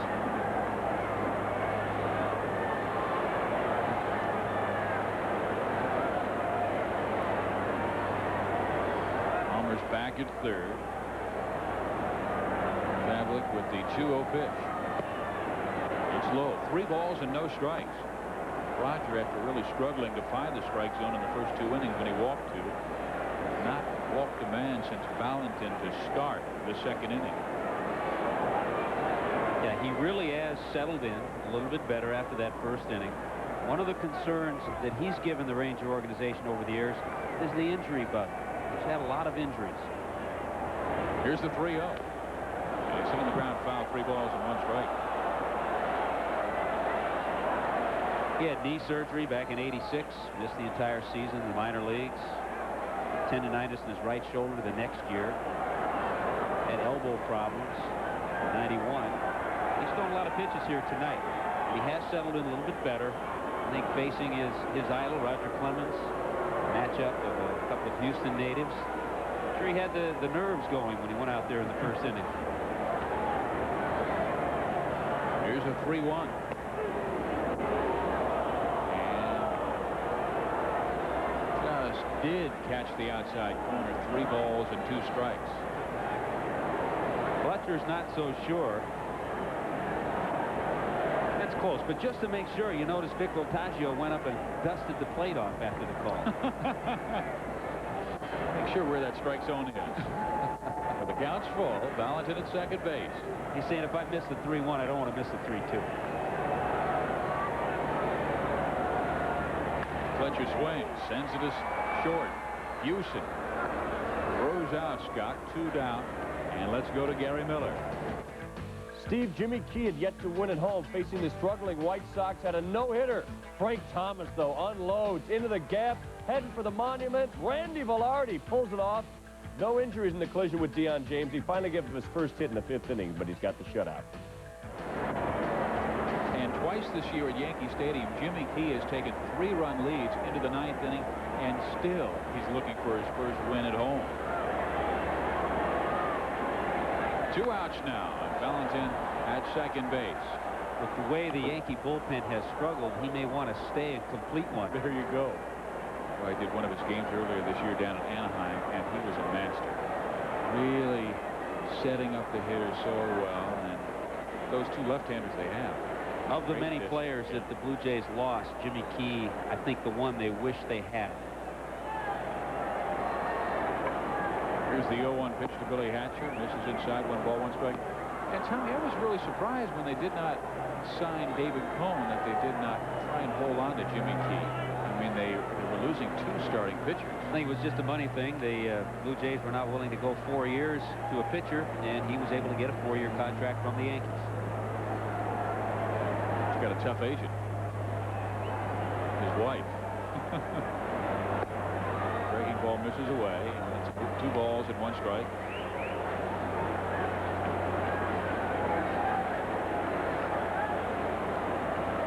Trouble on deck, Mo Vaughn, but he's been the easiest man for Pavlik to solve this evening, as Roger has struck out Mo twice in this game. The 2-1. Sample swings and misses, 2 balls and 2 strikes. Billy Hatcher. Remember, you were talking about a memorable moment of Ernest Riles. I'll always remember Billy Hatcher's big home run, Jesse Orozco, 1986, against Orozco in that championship series in the National League when he was with Houston. 14th inning. Just down the line. And Billy lifts one in the air. Left field, Gonzalez goes back, and it's gone. Billy Hatcher with only his 2nd home run of the season.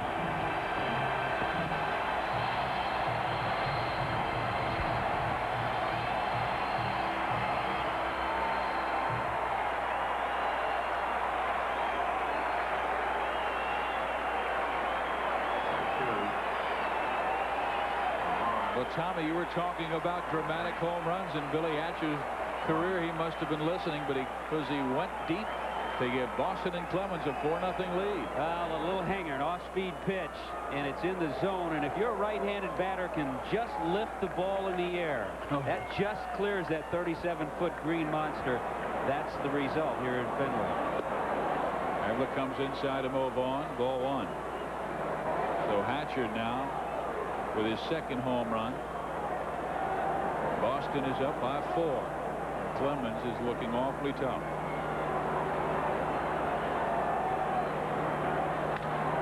Ground ball in the hole. Ripken knocks it down and throws high to first base.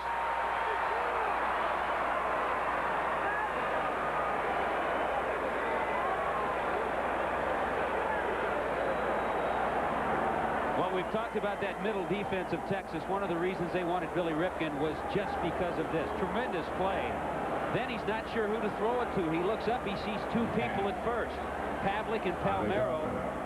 What a great effort by Billy Ripken, and it'll probably be a base hit because of it. Now, you're an old first baseman whose job is it Pavlik, because he can kind of see where Palmeiro is. Well, the problem is, as a first baseman, you go to your right because your first instinct is to go after the ball. Then as you come back, the pitcher needs to call you off. There needs to be some communication between the first baseman and pitcher there. Here's Andre Dawson. And he goes after the first offering, sends a ground ball to third. They get the force at second base. But the Red Sox come up with 2 big runs on the home run off that man Pavlik by Billy Hatcher. 4-0 Boston. They said Roger Clemens had the bad elbow. They said it was the bad haircut. It might be the short mound. But no, he looks like he has been a dominant pitcher in this ball game. Well, number 1, he hasn't walked anybody. Here's Canseco going down in the 1st inning. Then it was Dean Palmer in the 2nd. Also in the 2nd, Gary Reedus. And his 4th strikeout, all fastballs. That one to Rafael Palmeiro. No problem at all the Rocket is showing us. 42 fastballs of his total 50 pitches. His average speed 94 miles an hour. Even his catcher Tony Pena said this morning, hey, he's going to throw a shutout. Why? Because he's sick and tired of getting hit hard. And Tony said, if he gets mad at himself again, I'm going to go out and kick him in the rear. And there's strike one. Don Rodriguez to lead things off, then Dean Palmer, then Gary Reedus. Now, there are times that Tony Pena has to go out there and calm Clemens down because he is such a fiery competitor. Said he just expects so much of himself, and when he gives up one hit, it's like giving up 4 straight hits. Does not think anyone should be able to hit him. Roger with the 0-2. Tony wanted that one. Remember, we saw Tony jump out of there on the called 3rd strike that ended the 4th. That time he started to fire it around the infield. He thought that was strike 3 call. Here's the 1-2. It is in the dirt. 2 balls and 2 strikes. Believe me, Roger Clemens has said, I think there should be a number retired for a pitcher. And there is Ted Williams, number 9, Carl Yastrzemski, number 8, Billy Gore, number 1, Joe Cronin, number 4. But no pitchers up there. I believe 21 is going to be the first. Here's the 2-2. I think one early morning, about 3 a.m., Bill Lee may have gone up there and put his number.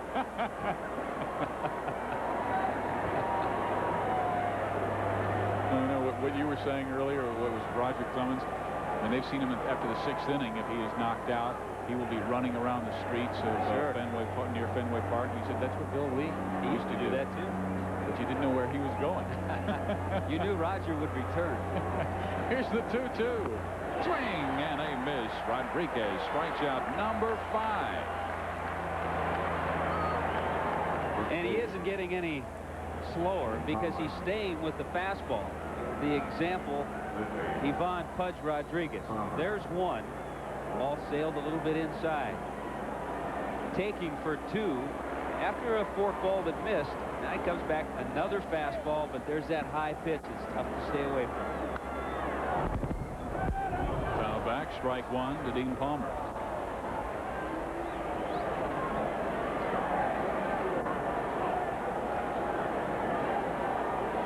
Not bad. 4 1/3, 1 hit allowed. That was Palmero's single to start the 2nd inning. Clemens came right back by getting a ground out and striking out Palmer and Reedus. 1 ball and 1 strike.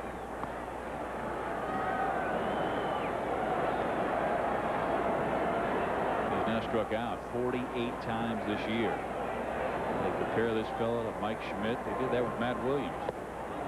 He labored a bit. A couple of seasons. Matt Williams having a truly brilliant season thus far with 15 home runs. But Palmer, hey, he's got 13.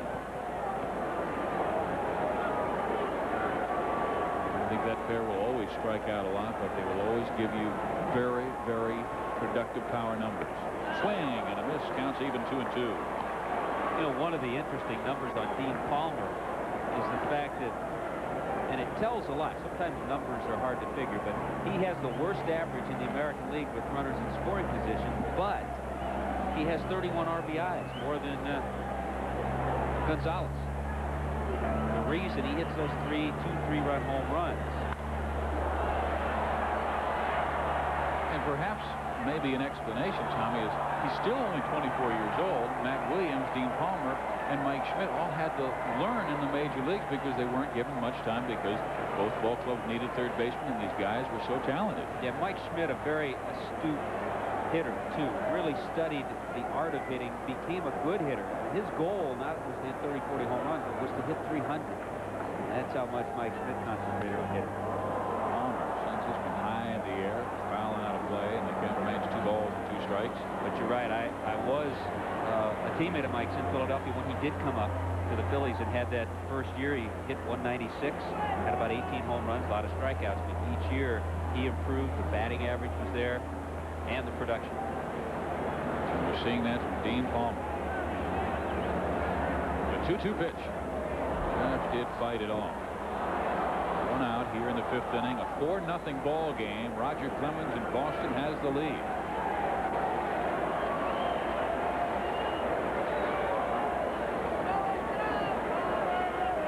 Led the American League in earned run average last year. Led the American League in shutouts.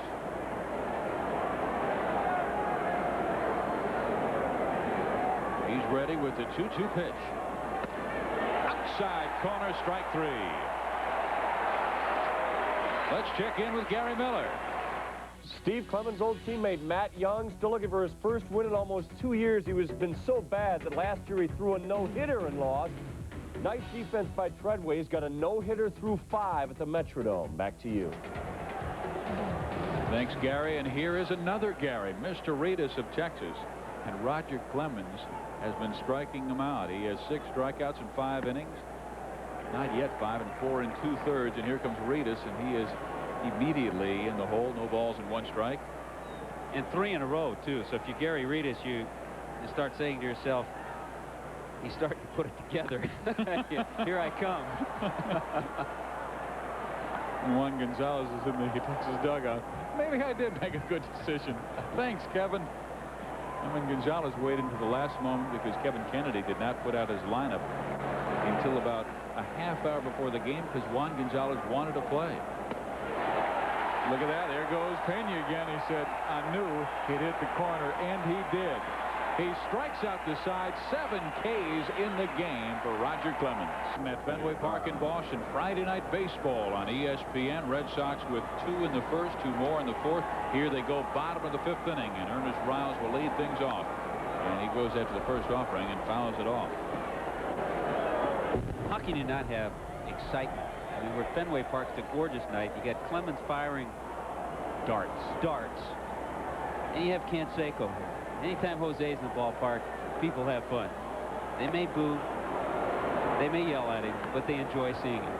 I always remember the comment by Reggie Jackson. I give him the oohs and the ahs. I know I'll have a lot of oohs during the season, which means I strike out, but every once in a while, I'll give him an ah. And Ernest Riles skies one in the air, right field.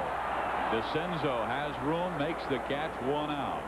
The college baseball showcase event premieres next Friday as ESPN begins its 14th consecutive year of College World Series coverage. You'll see the big league stars of tomorrow play for a national championship today. Past stars have included the likes of Roger Clemens. Here he's getting the final out of the '83 College World Series as Texas defeated Alabama to win it all. There's Calvin Schiraldi, his teammate. It all begins next Friday with games at 4 o'clock Eastern, 7:30 Eastern, right here on ESPN. Nice to see that Roger hasn't lost that fiery competitiveness. You see him reacting in that College World Series. What was he, 6'3", 185 pounds at that time? And they said his fastball was blocked only at 91 miles an hour. And I said only because now he brings it up to 98 occasions. And I happen to have his scouting report when he was in Texas. And they said, the scout who watched him, a National League scout, said he's a pitcher in a hurry. He improved greatly from the first time he pitched in the league to his last time. Very cocky. Robert Redford face and Robert Feller fastball. Not bad. Can't miss prospect. He did miss. The scout ought to be a writer. Yeah. Breaking ball that misses away. 2 balls and 2 strikes is Bablick facing Carlos Quintana. 1 out here in the bottom of the 5th.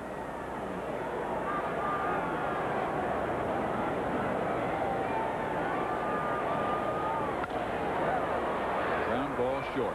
Hewson. And 2 outs. And really, of all the sports, Tommy, wouldn't you say that baseball is the most difficult to decode a player's talents?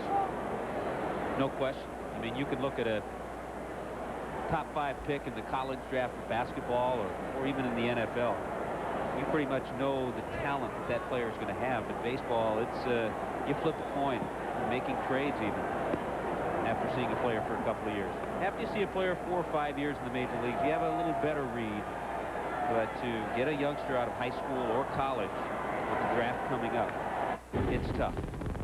Sometimes you hit it and sometimes you don't. It's more of a project. You're projecting what this young man might be in 5 years, how hard he might throw. The Dodgers always take tall guys with over-the-top stuff. Some teams will just pick a talented athlete, like an overall good player in other sports as well, just to say he's a good athlete, he'll learn how to adjust. But pitchers are drafted for the most part because they throw hard. Havlick, he throws hard. He's working on other pitches. Yeah, even though he broke his arm his senior year in high school, he was still drafted in the 2nd round because prior to that he had thrown extremely hard. That was the one thing he did so well. And there is his boyhood hero when he was in high school in Houston. We're going to watch Clemens throw at Texas. This one's a smash to straightaway center field. Getting there is David Holtz. And that will do it for the Red Sox in their half of the 5th. It remains Boston 4, Texas nothing. Red Sox have the lead, 2 in the 1st, 2 more in the 4th inning on Billy Hatcher's 2nd home run. They didn't catch all of that.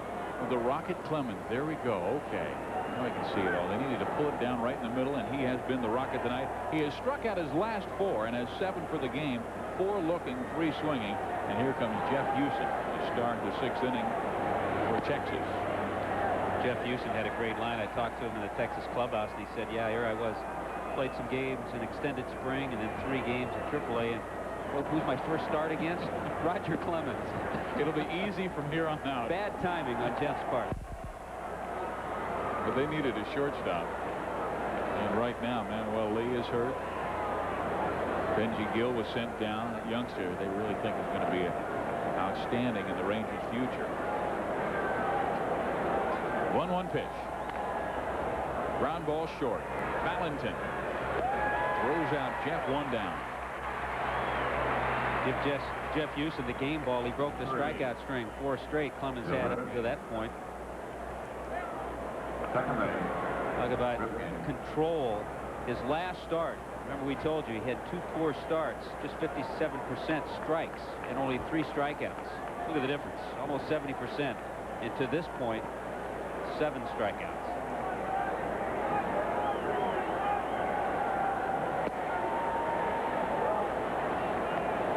Clemens, as all power pitchers do, when they lose a little bit, they sometimes get a little out of whack with that release point mechanics, but he seems compact and right on tonight. He's right at the knees, 1 ball and 1 strike. And a good way to tell that is that he has gotten a lot of strikeouts looking. And that only means he has a good heat, but he has good location because he's got a lot of called 3rd strikes. Foul back to the screen, and that's a ball and 2 strikes. And I remember 1 3-ball count that he has had in this game, but other than that, no. I mean, he has faced just 1 over the minimum. That was the base hit by Palmeiro to start the 2nd inning. And he has just been in front of everybody, and Billy Ripken's even shaking his head. 1-2. This is high, 2 balls and 2 strikes. Pitches like Dick Butkus used to play football. I mean, hard-nosed, in your face.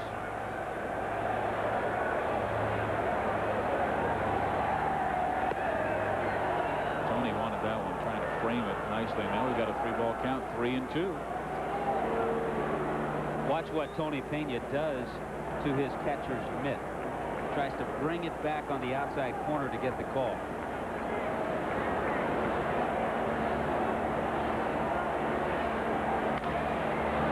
Ball short. Valentin. 2 outs in the 6th. Also watching Roger Clemens tonight, there's no doubt in my mind he'll reach that 200 level in strikeouts again. He already has tied an American League record 7 years in a row with a delivery compact. And look at the power he generates in the lower body. But 7 years in a row he struck out 200 or more. If he does it this year, he'll set an American League record. Randy Johnson leads the American League in strikeouts with 92. Clemens 19 behind him with 73. Ground ball, and it is taken care of by the 2nd baseman Scott Fletcher. And another 1-2-3 inning for Clemens. He has been sharp. A 1-hit shutout through 6 for the Rocket Man.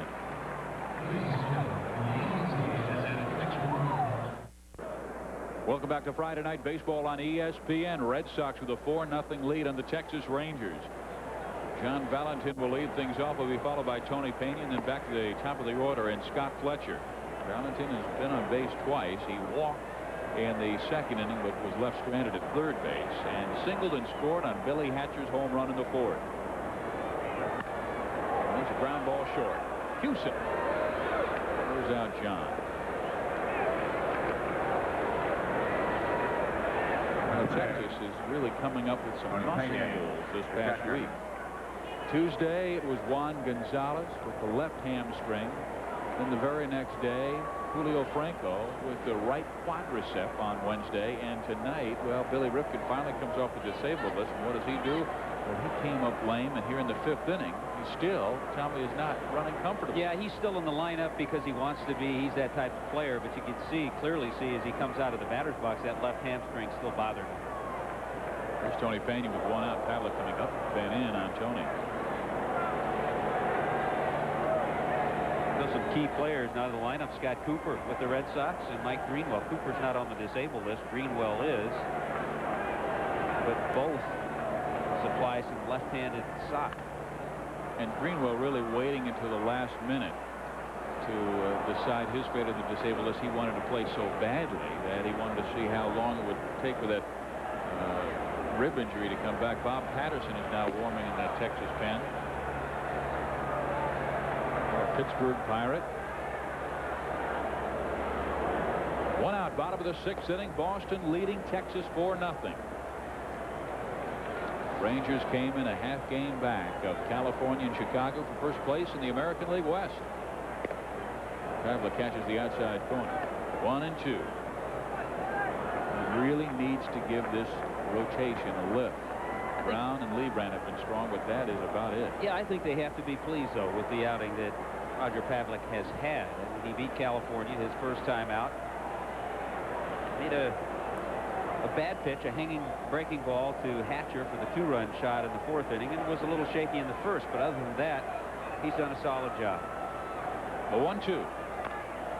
Weak swing by Pena. He just goes tap it foul. It stays 1 ball and 2 strikes. And we talked to Craig Lefferts before the ball game, and Kevin Kennedy as well, and they said Craig will be throwing in rehab on Sunday, and then hopefully be back, and they'll put him in the bullpen on Wednesday. 1-2 pitch. 2-2. You also mentioned Kevin Brown. One of their small concerns, maybe not so much for Kevin Kennedy, but Brown in his last 2 starts has thrown 275 pitches. So they're going to have to monitor him closely.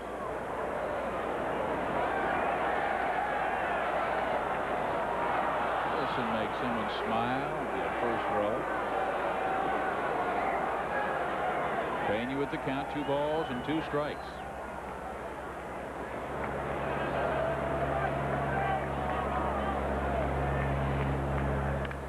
And Tony fouls it off again.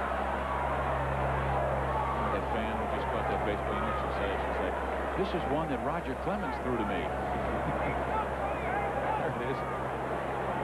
Clemens personally gave that to me. Roger Clemens tonight against Roger Pavlik, and the veteran is having his way right now with the youngster. You know, we were talking about Steve Carlton earlier, and I can vividly remember they used to have the warm-up mounds, and Carlton used to utilize it in front of the dugout, and he wouldn't warm up in the bullpen in Philadelphia. And the fans used to clamor around the dugout area because after he threw his final warm-up pitch, he would then turn around and flip it to somebody in the stands. And it got to be a ritual, and fans knew that. There's a grounder again. Houston again. Throws out Tony Pena, and 2 gone here in the 6th inning. Gary Miller. Steve Budweiser takes this to Atlanta, while Ronnie Gant continues his tear. Wraps another double. He's got 2 doubles tonight, the 3-run homer. He's got 3 homers and 3 doubles the last 2 nights. Burkett's been knocked out of there. Gant's knocked in 5 in the night, and the Braves lead 7-2. Back to you. I'll tell you what, when Gant starts hitting the ball to right center field, look out. He's hot. And Atlanta has only been missing their offense. I mean, that 4-man rotation is an absolute monster. But they still have not started, well, they really did going into Denver, Colorado. And that kind of warmed them up. They scored like 35 runs in 3 games. Since that time, the offense has been much better. They were dead last in the National League. Here's Scott Fletcher with 2 outs and nobody on in the bottom of the 6th inning in Boston. Ball to strike. But if Atlanta can win that game with the Giants, hold on, they will move within 3 games of first place in the National League West. Remember last year what they did in the months of June and July. They were like 51 or 52 and 18.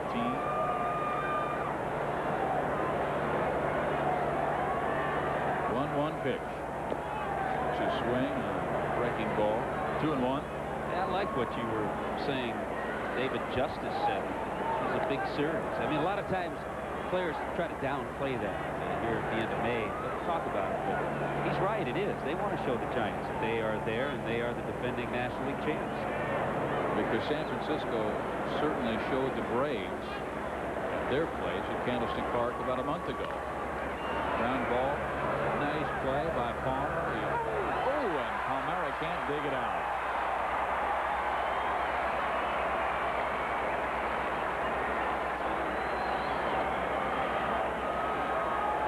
Tough part for Dean Palmer on this play after he picks the ball is that he has trouble getting in a good set position. He wants to hurry the throw, so he doesn't get enough on it. It's a tough play for a third baseman. Normally, Rafael Palmeiro picks that ball. He's a sure-handed first baseman, and he helps out Palmer if he does. But he gets almost enough, not quite the pick by Palmeiro. It's a tough error for Dean Palmer. Yeah, it is. And here comes Billy Hatcher. Last time he was up there, he hit a home run, his 2nd of the year. And he is 2 for 3 in the game. An infield hit back in the 1st inning, came around to score that frame, and then blasted one over the left center field wall, just barely clearing the green monster. Up the average to 329.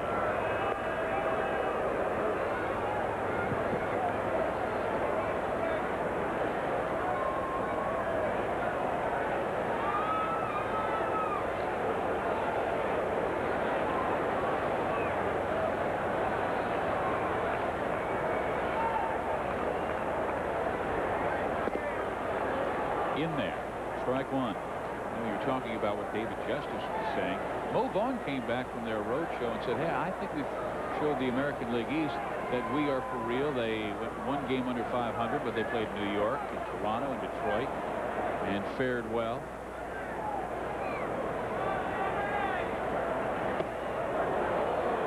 And Butch Hobson absolutely loves the clubhouse environment, the way the guys are feeling about themselves, and really the confidence they are gaining as the season approaches June. What a difference for Hobson this year. Last year he had Quintana out. Perkins missed a lot of the season. Greenwell was hurt most of the year. Runner goes. Rodriguez throw way wide, and whoa, Ripken went down hard. Safe at second base is Scott Fletcher. An acrobatic play just to get the ball for Billy.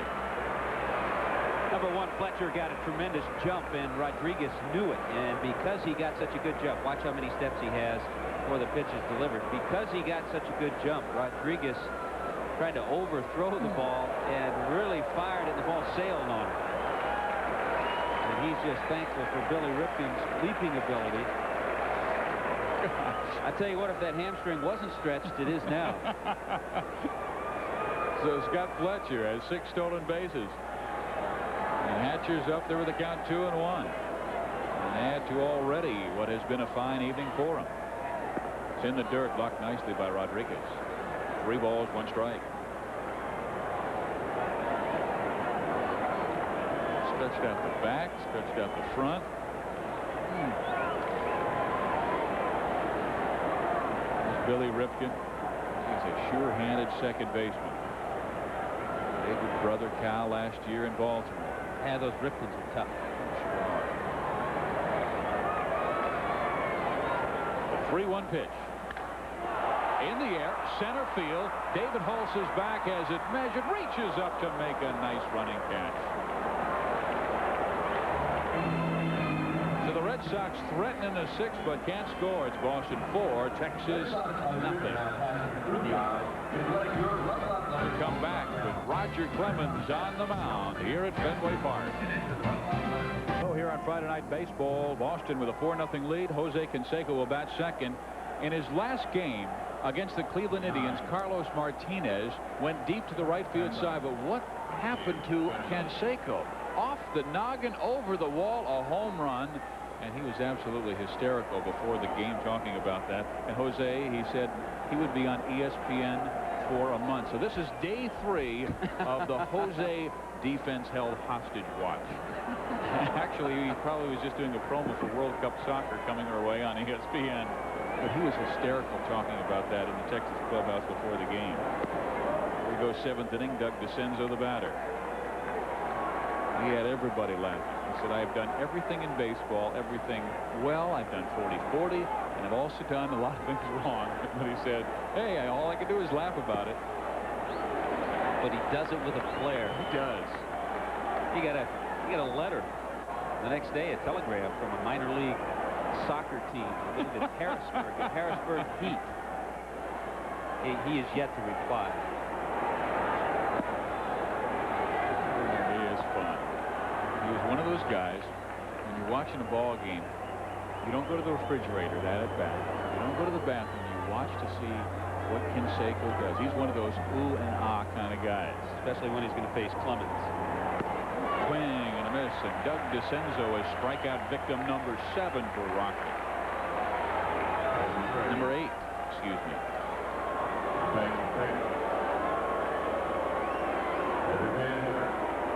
And you look back at the strikeouts that Clemens has put together tonight. If I'm correct, all 8 have been on the fastball.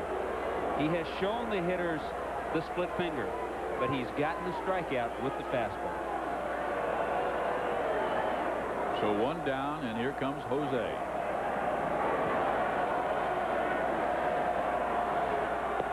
Ball 1. You know, you're right about that. He has the 4 pitches: fastball, slider, curveball, and the forkball. But it seems like he'll wait for the game to see which ones are working, and those are the ones he'll go with. And it might just be 2. All great pitchers do the same thing. That's an ooh. That's the first ooh.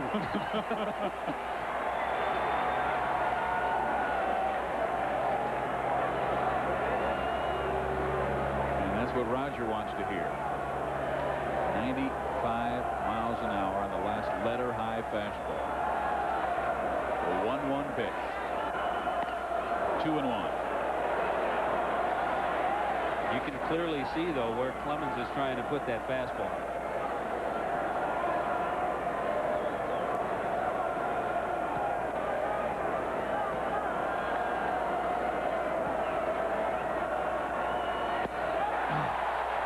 That was the fork ball, and it's 2-2. That's the second ooh. Yep.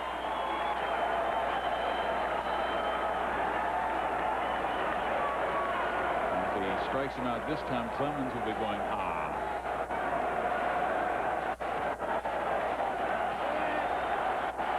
The count, 2 balls, 2 strikes. Struck him out.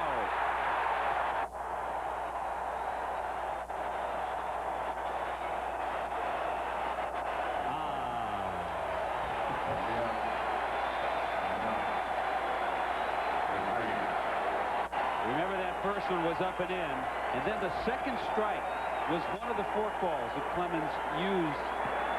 Hasn't used a lot. A little downward movement.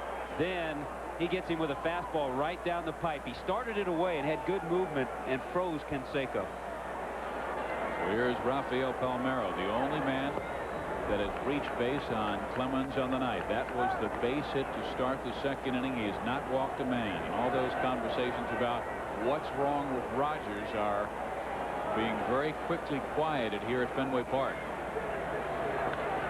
Foul off. 1 ball, 1 strike. And he had a situation like this happen before. 7 years ago, Clemens was pitching that dominating season in 1986 when he went 24-4. He started by winning only 4 of his first 13 starts at a 3.5 earned run average, and everybody started saying, what's wrong with Rogers? It's got to be the elbow. Look at what he's done tonight. 9 strikeouts, no walks. Then he turned things around and went 16-3 with a 2.68 earned run average in his last 23 starts. Well, he also, as we mentioned in the opening, last year in June had three straight starts. He averaged 132 pitches. After those 3 starts, in his next 3 starts, his ERA was just under 5. So it happens. He's human. Palmeiro reaches for that one. Vaughn knocks it down. Does he have time? No. Let's see how they rule this one.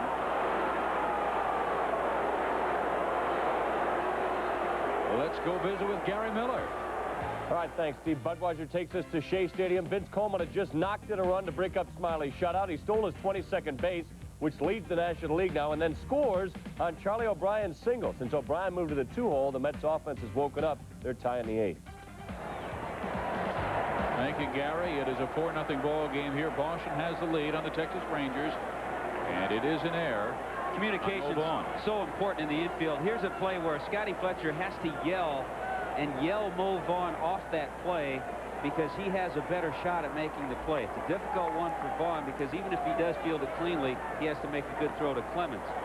So it's an easier play if the second baseman can call the first baseman off and the first baseman can get back to the bag.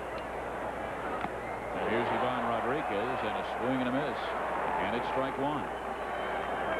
I was just thinking, Rodriguez has come on so quickly and so strong that the Rangers, a couple of catchers they had not too long ago, are starters with other clubs. Chad Kruger is doing a job with Detroit, and Mike Stanley now is the Yankees starting catcher. They really thought the future was going to be Gino Petralli and Mike Stanley. Stanley suffered some difficulties in returning the baseball back to the mound and then had to go elsewhere. And boy, the future really was staring right in the face of the man at the plate, Rodriguez. In the air, center field and deep. Back goes Billy Hatcher. He reaches up, can't make the play. And coming around to score is Rafael Palmeiro. Cruising into third base, Ivan Rodriguez with just the game's second hit. But Clemens. Shutout is over. It is 4-1 Boston, and Billy Hatcher has been hurt.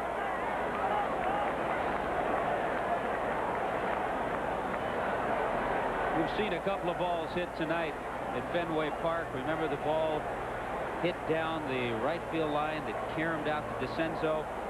As an outfielder, you have to be alive of all the little areas that are cut in and out. This is where this ball is hit by Pudge Rodriguez. He's ready for that fastball out over the plate. Hatcher knows he's getting close. You see him take a peek. He times it and just comes up a little bit off and a little short. And then as he comes down, that's where he may have injured himself. Well, there's that padding right on top of the wall, and it seemed to me that he hit the seam and part of the wall just above the padding.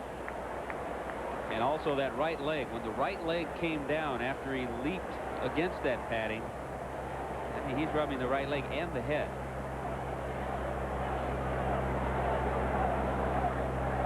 So he gets back, times it pretty well with the leap. Watch the leg when it comes down. Oh, yeah. And it kind of twists as he turns, but he's also feeling his head. So Hatcher is hurting after a great effort on that ball hit by Pudge Rodriguez. And unfortunately for Roger Clemens and the Red Sox, it is an unearned run because of the error charged to Mo Vaughn on that ground ball. Well, let's hope that Billy Hatcher isn't hurt more seriously than we think he is. He is one of the terrific guys on this Boston team and making a valiant effort to reach that drive by Ivan Rodriguez, and they're having to help Billy Hatcher to his feet.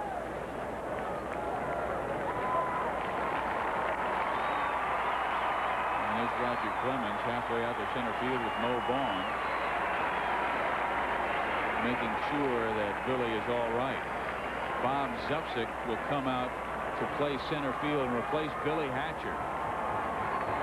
Now with Greenwell already on the disabled list and Dawson not able to play the outfield because of his knee problems, that's the last thing the Red Sox need is another injured outfielder, especially the type of fiery competitor that Hatcher is, and also the way he's been hitting. He's been one of their hottest hitters.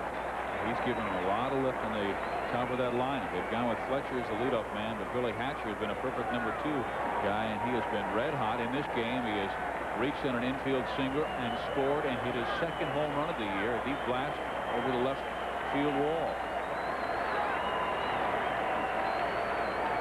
Boston is leading 4-1. Scores from around the major leagues. Los Angeles ahead of Pittsburgh 5-0, and Cincinnati, New York tied at 2 in the 8th inning. San Francisco has rallied just a bit. Atlanta still leads by 3. San Diego on top of St. Louis.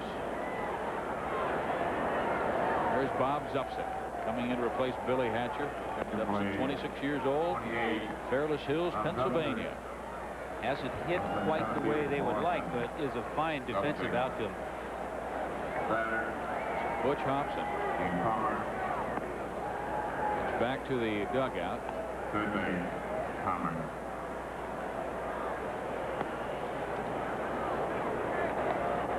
4-1. Boston has the lead here at home at Fenway Park.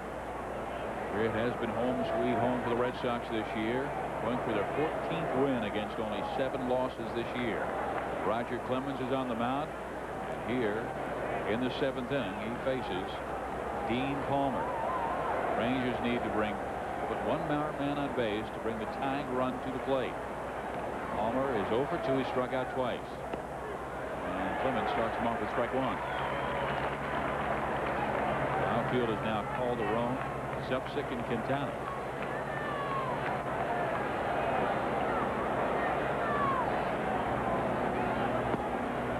One ball, one strike.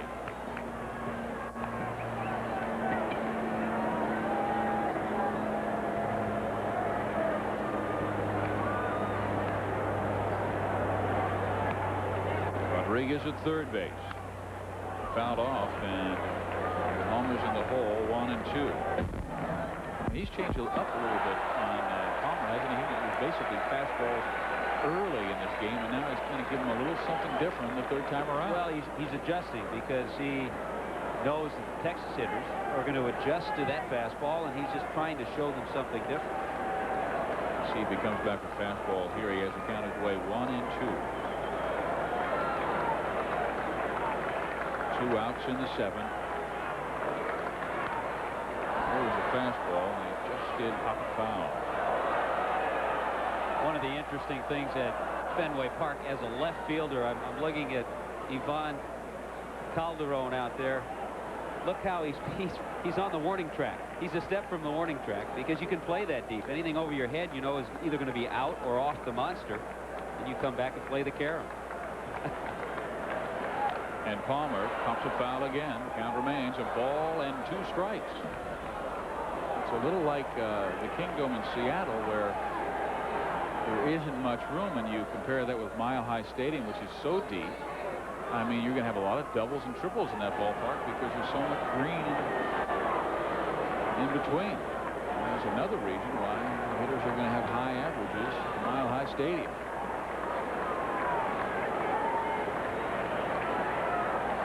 The 1-2 pitch in the dirt, 2 balls and 2 strikes. And Tommy, if you're in the last year of a contract and you're a slugger, you want to go play for the Rockies. Yeah, I'll go to the Rockies. I'll sign it. If you're a pitcher in the last year contract. If you're a pitcher, you want to go to St. Louis, maybe Houston, maybe Kansas City. This is the 100th pitch for Roger Clemens. 68 have been strikes. The count is 2 balls and 2 strikes to Dean Palmer. 3-2. Tried to get him with a forkball. One thing I will say, for the most part, the Texas hitters have been pretty patient, and they have not chased that forkball that generally Roger throws out of the strike zone. Gary Reedus is on deck. Thompson has just lost his center fielder, Billy Hatcher. Zupsik has taken over. Hatcher trying to take extra bases away from Rodriguez. Smashed into the center field wall. The ball bounded away from him for a triple. And Clemens lost his shutout. It is 4-1 Boston now.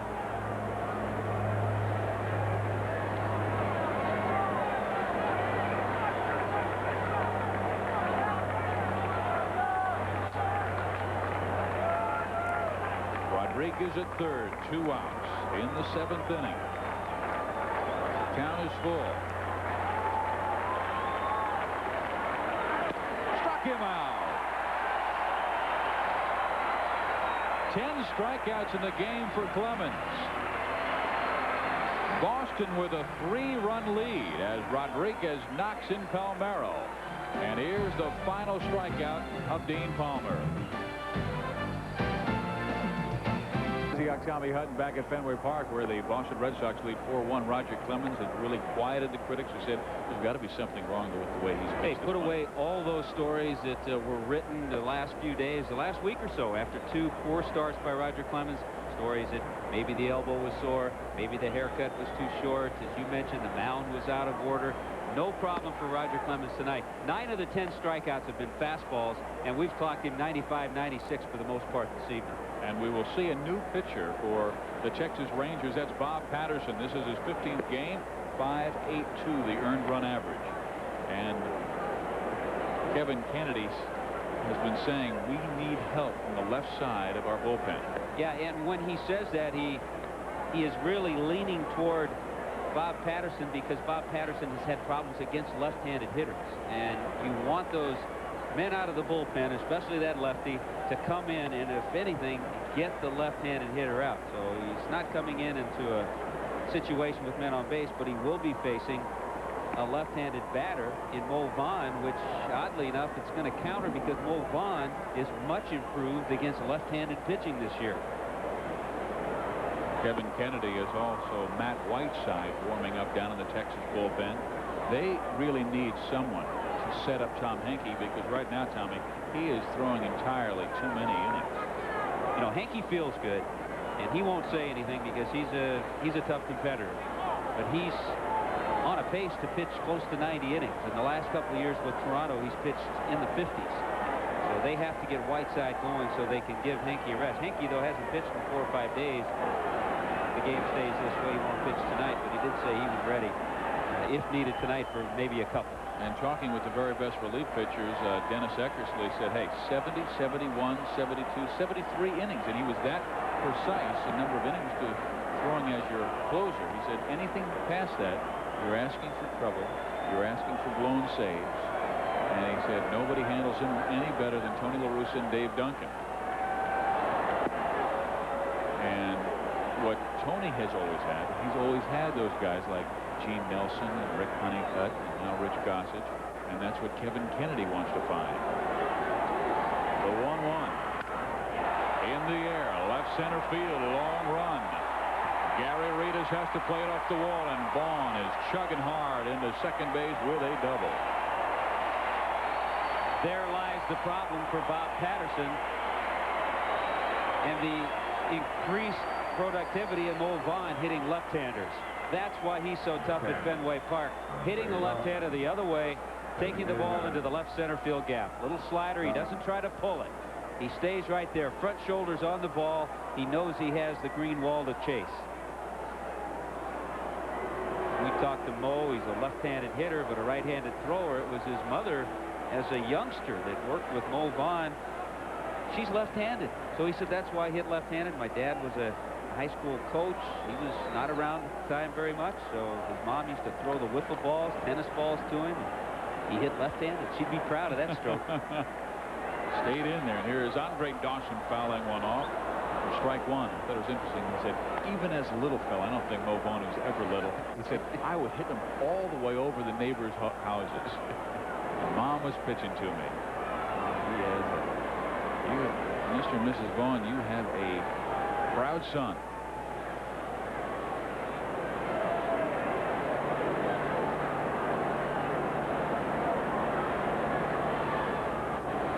It's his 13th double this year. Vaughn starts the 7th with an extra base hit, and to give Roger Clemens a little more insurance to work with. Struck out twice, and he has a pair of hits. While we have a little break in the action, let's check in with Gary Miller. Steve Budweiser takes us to the Metrodome. Remember that no-hitter? That was gone. So was Matt Young, and the Twins were just getting started. Off Mark Clark, the reliever for Young, Dave Winfield bloops in a little 2-run single. Two more relievers followed with 2 more bases loaded walks, and now the Twins have a 5-4 lead in the 7th. Back to you. Thank you, Gary. Bottom of the 7th here at Fenway Park. 4-1. Red Sox looking for more, and a swing and a miss by Andre Dawson. He's in the hole. No balls, 2 strikes. You know, when we saw that score earlier in the no-hitter by Matt Young, he's had such a crazy career that I'm sure the Minnesota Twins just said, let's stay close. We'll find a way to beat him. And they have so far. Cleveland so badly needs another arm to step up and help that rotation. Patterson with the 0-2. High. Ball, 2 strikes. And Jeff Richardson is the on-deck square. I keep on calling it the on-deck circle, but it's in the on-deck square here at Fenway Park. The on-deck rectangle. There you go. Here in Boston. Yeah, more accurately described by Tommy. Fights it off. A ball, 2 strikes. I always wondered why they call it the on-deck circle when you rarely find one. Those circles are only 6 feet from the line. There's the rectangle. And of course, the circle's only about 6 feet, 5 feet off the lines on first and third base, and nobody goes out there to get ready for the swings. Fungo hitting circles. That's where you'll find the coaches before the game hitting the flies to their outfielders. Those are the only circles here at Fenway, with the exception of the one on the mound. Dawson fouls it off again.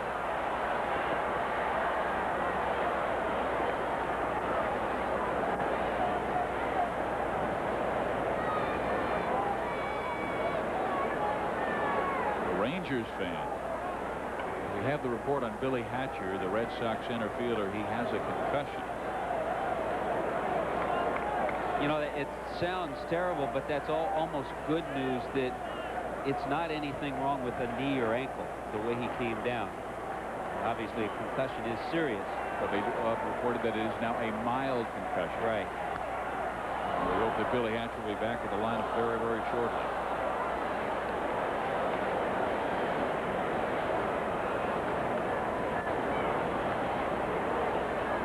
Patterson's having quite a duel with Andre Dawson.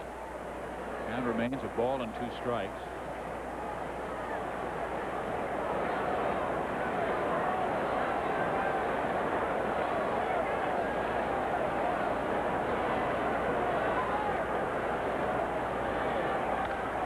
Andre pops it up. Shallow left field. Reedus calls off Houston, and 1 out.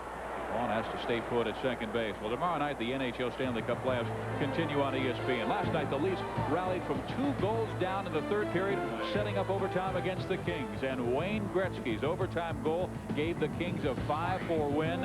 And tomorrow night, it's the Kings and the Leafs in Game 7 at 8 o'clock Eastern, 5 o'clock West Coast. That's tomorrow night on ESPN. And for the great one, it was his 10th playoff goal to give him 29 total points. Second to Toronto's Doug Gilmour, who has 32. What a wild series that's been. Coast to coast. They've been going from Toronto to L.A., back to Toronto now. And I love Tom Mee's call. He was so excited. That is an exciting time. Kennedy talking with Patterson. Again, Matt Whiteside has been warming the entire inning, and he will face a pinch hitter. Bottom of the 7th, 4-1. Boston leads Texas.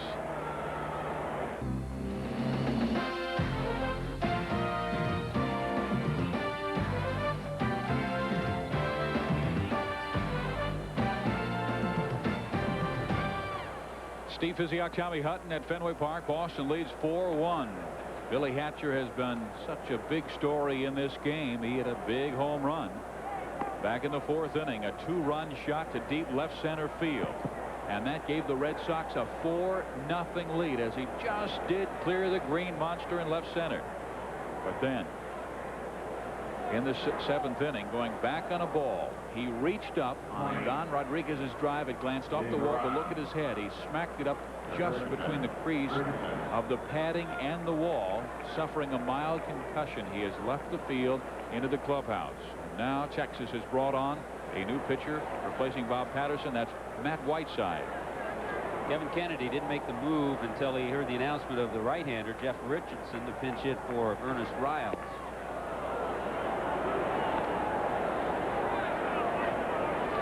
Whiteside is the guy Texas needs to step up one notch and become the Dwayne Ward for Tom Henke that Tom Henke had the last few years with the Toronto Blue Jays.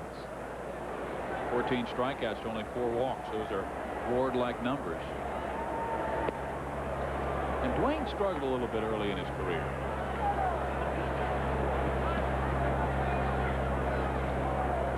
Richardson originally signed with the Cincinnati Reds and then went over to the Pittsburgh Pirates, was up and down with the Pirates a little bit last year.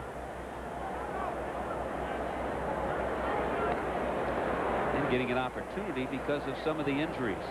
Vaughn started the inning by doubling to left field. Dawson then popped to left. Kevin Kennedy talking with his pitching coach Claude Osteen as the count has gone 2 balls and 1 strike, and they want to send some signs out and deliver them to the man on the mound, Matt Whiteside. A ground ball foul, and the count evens to 2 balls and 2 strikes. He has been very good with inherited runners. He's got a man at second base, but he has retired 14 of the last 15 inherited runners. Whiteside's been out there. I'll tell you another thing that Kevin Kennedy's doing right here. He realizes that this game at Fenway Park, 4-1, is certainly not insurmountable. A 3-run lead can go just like that here in Boston. So he's trying to make all the moves just to keep his ball club in the game. They have 2 more shots in the 8th and 9th. In the air, right field and deep. Long run for DeCenzo. He reaches up and he makes a brilliant catch. Vaughn has to return to second base and tag, and now he makes third easily.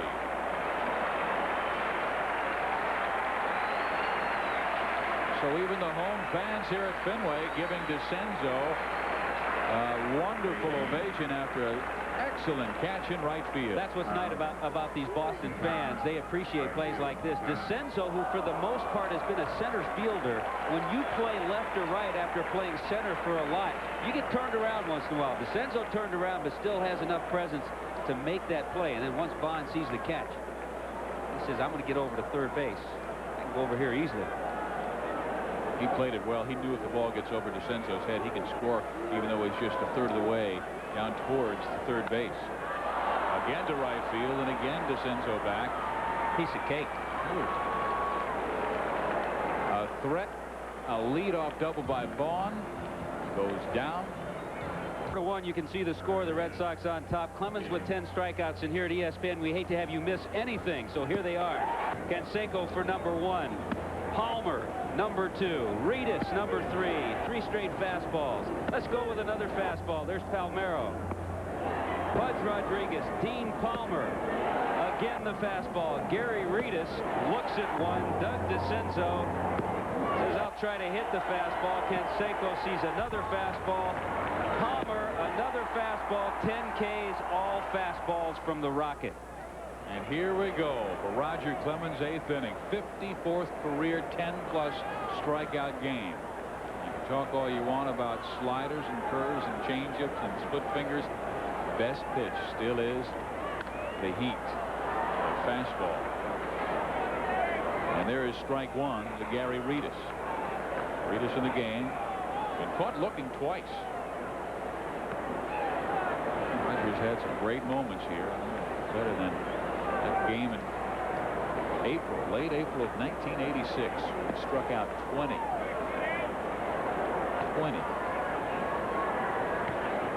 Tom Henke is warming up down the Texas bullpen as he hasn't received enough work already. Well, he hasn't pitched in 5 days. I'll tell you another visible difference in Clemens tonight. There's a breaking ball. His last start, which he did not throw the ball well. There were only 5 or 6 swings and misses in the ball game. We've seen 5 or 6 in an inning tonight. And he averages, what, about 25% swings and misses in his career? Foul back to the screen. Count evens, 2 balls and 2 strikes. Greg Harris is warming down the Boston bullpen. Clemens over the 100 pitch mark already. And again, he has even admitted he has had some elbow difficulty, but he said it has been similar to his past. He's pitch through it. You know what's going to take him off the hook, at least Butch Hobson anyway, is the fact that the Rangers do have a run, be it an unearned run.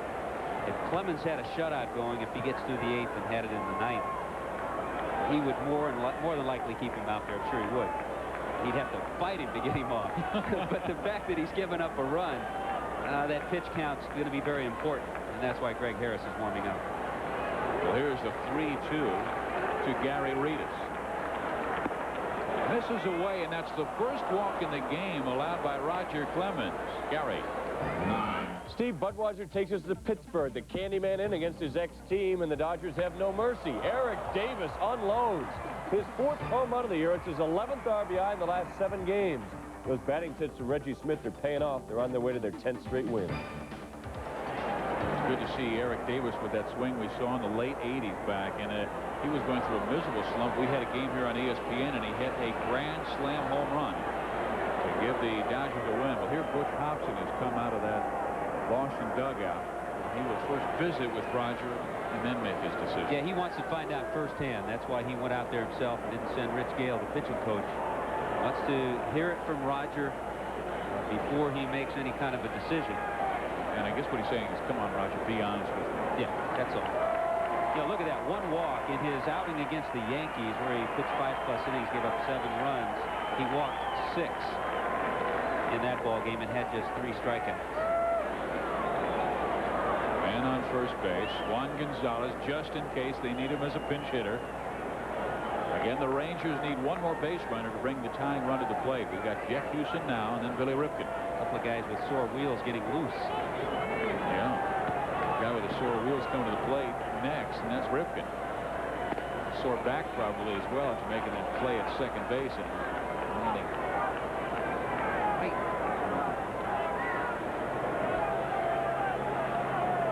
Houston tonight, a pair of groundouts. Reedus, good speed, first base.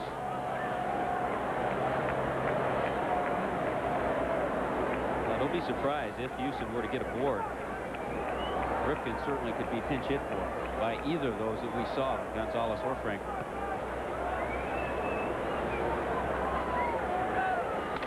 And he hits this one hard down the right field line.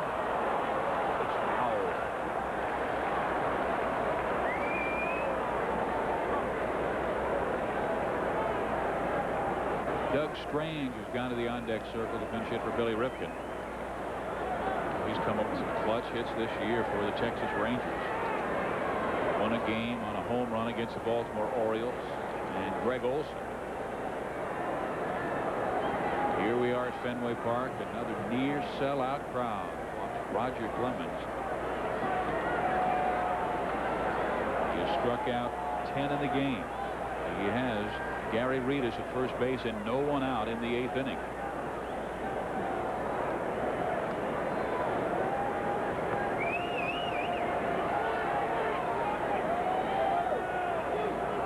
Reedus is going and the pitch foul off. Vaughn playing behind him. Gary just had a huge lead at first. That's right, and Gary Reedus, a veteran ball player, and I'm sure Kevin Kennedy has given him that option with Mo Vaughn playing behind him, and it's something that maybe we wouldn't have seen a couple of years ago with the Texas Rangers. They did wait around for that 3-run home run. Robbie Valentine, their skipper last year. Kevin Kennedy taking over. He said, hey, I was aggressive in the minor leagues. I am not going to change. We have to make things move, make things happen. Scores from around Major League Baseball. Caminiti's solo home run. Houston leads. LA ahead of Pittsburgh. You saw the Eric Davis home run brought forth from Gary Miller. Atlanta, a 3-run lead against San Francisco now in the 8th inning. San Diego's ahead of St. Louis 2-0. Outside corner. Down goes Houston. 11 strikeouts for Roger Clemens. That's really been the difference, the pinpoint control that he's had, and that's why he's got a lot of the strikeouts looking, just painting it. It's close, maybe off an inch or so, but with 2 strikes and with Clemens out there, that's it for Jeff Houston. You know, Tommy, as far as approach to the game and his mental outlook and the way he comes to the mound and goes to work, how does he compare with Don Drysdale? Wow, both Both extremely competitive, but I think you put any pitcher in that category. You talk of a Drysdale or a Koufax or a Carlton or a Nolan Ryan. They all have not only the great stuff and the control to go along with it, but that competitiveness too. And that's really what separates Clemens from everybody else. He does have the great stuff, but I mean, there are scouts around baseball tell you, hey, it's not the best stuff. I mean, it is certainly in the top 5, maybe top 10, but he brings a certain drive to the game that is very unusual, and he has strike 1 with Doug Strange. Well, last year there was a poll taken, and I believe number 1 as far as best stuff in the American League was Juan Guzman of the Toronto Blue Jays. Yeah, they've said, for talking about fabulous pitches, Smoltz and Guzman in the 2 leagues. Pitch out, throw to second, in time. Wow.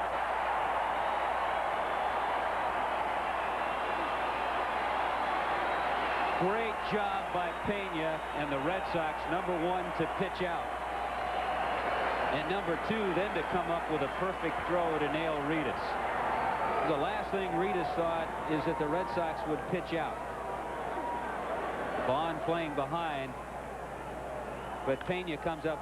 You can't make a more perfect throw. Popping foul territory. And over's the third baseman Richardson. He takes care of it, and Roger Clemens immediately points to Tony Pena and says, thank you very much. It's 4-1, Boston over Texas. With Texas trailing by 3, most clubs in that situation don't run. But Kevin Kennedy, as we have told you, is letting the Rangers go a little bit more. You can see their attempts are up, but you either live by the steal or you die by the stolen base. And this time it killed Kevin Kennedy and the Texas Rangers. The Boston Red Sox played it perfectly and pitched out, and then Pena came through with a great throw and got the acknowledgement from Roger Clemens. Doug Strange is the new second baseman taking over for Billy Ripken. He pinch hit for him last frame. And Tom Henke is the new pitcher, 6'5", 230-pound Terminator in his 11th year. And Ivan Coldron trying to bunt his way on. Henke has not pitched in the last 4 games, but look at those numbers: 19 strikeouts and 22 1/3 to go against only 5 walks. Tommy, you had an interesting conversation walking to the clubhouse with today. Well, he's just trying to get used to the way Kevin Kennedy is using him. A little bit different than the way Cito Gaston used him with Toronto. It's down the line, but foul. And I guess the best illustration is that because of the number of innings he's pitched, we mentioned he's on a pace to pitch 88, 89 innings. Last year he pitched 55 2/3 to get 34 saves. The year before, 50 1/3 innings to pick up 32 saves. This year he's already started an inning with the game tied 4 times. That was a rarity with the Toronto Blue Jays. Here's the 0-2 pitch. High, 1 ball, 2 strikes. He really has changed. I mean, before the 1970s, you rarely talked about saves. The stat wasn't even kept as Jeff Russell warms for the Red Sox down in their bullpen. And then the relievers became such an important part of the closes. Now we're talking about middlemen being so important. One thing about Tom Henke, though, he still has a great fastball and forkball. And, you know, as we talk about relievers and the saves and all that, what do you think Raleigh Fingers is thinking right now? I mean, he'd get saves by pitching 2-3 innings all the time. And that's what you said. You said, Tom, I'll bet you throw at least 3 innings in it, because I wouldn't doubt it.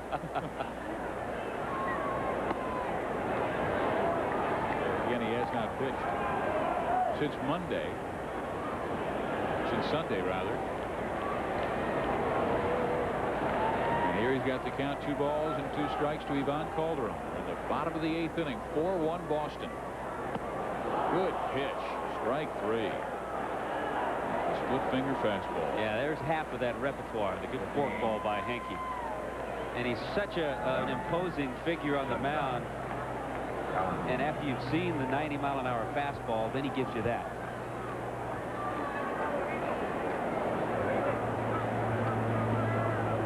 And here is John Valentin. He's been on base twice, walked, singled, came around to score on that Billy Hatcher home run. 1 out now, bottom of the 8th.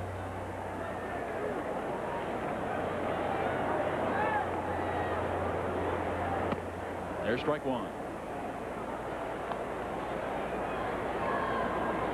Hankey's story so interesting. A bricklayer by trade, went to East Central Junior College in Union, Missouri with a degree in building construction.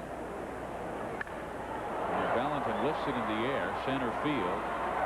David Holtz, 2 outs.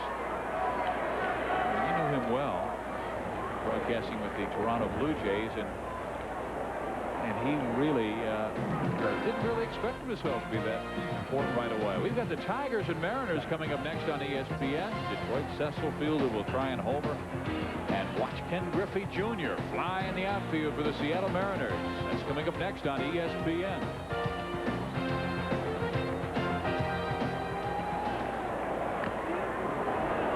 Here's Tony Pena. Well, a big key in that game for the Mariners is to see how Dave Fleming comes back. Second start since he's back in the rotation. Certainly they need him as soon as they get Bosio back with Edgar Martinez getting into swing. Don't forget about Seattle. Randy Johnson, Eric Hansen, Bosio, and Fleming.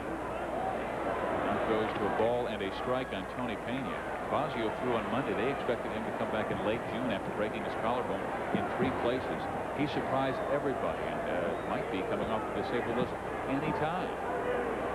The 1-1 swing and a miss by Pena. You know, there's so much negative talk about players making a lot of money. Yeah, I think it's important to bring out the fact that so many come back a lot faster from injuries. We've seen Andre Dawson, 19 days when they said 4 to 6 weeks. Bosio is going to be back sooner than expected. Well, these guys are making a lot of money, but they want to go out and earn it too. Here's Jose Canseco. And Juan Gonzalez, we told you about him. He wanted to be in there tonight despite the hamstring and despite Clemens being on the mound. Clemens has struck out 11. Julio Franco. They expect Julio possibly to be able to pinch hit, but really not be back at his designated hitter spot until next week. Yeah, Gonzalez would be used before Franco. The count's 3-2. Hankey to Pena. Struck him out. 2 strikeouts in the inning for Hankey. Jeff Russell will be coming on to take over for Roger Clemens in the 9th inning. ESPN Friday Night Baseball is brought to you by Budweiser, the king of beers, who reminds you friends know when to say when. That's the Quincy Market here in Boston, Massachusetts. Everybody's got their television sets here to ESPN, where the Red Sox are playing tonight, and they lead Texas 4-1. Back inside Fenway Park, it is the Red Sox 4 and the Rangers 1.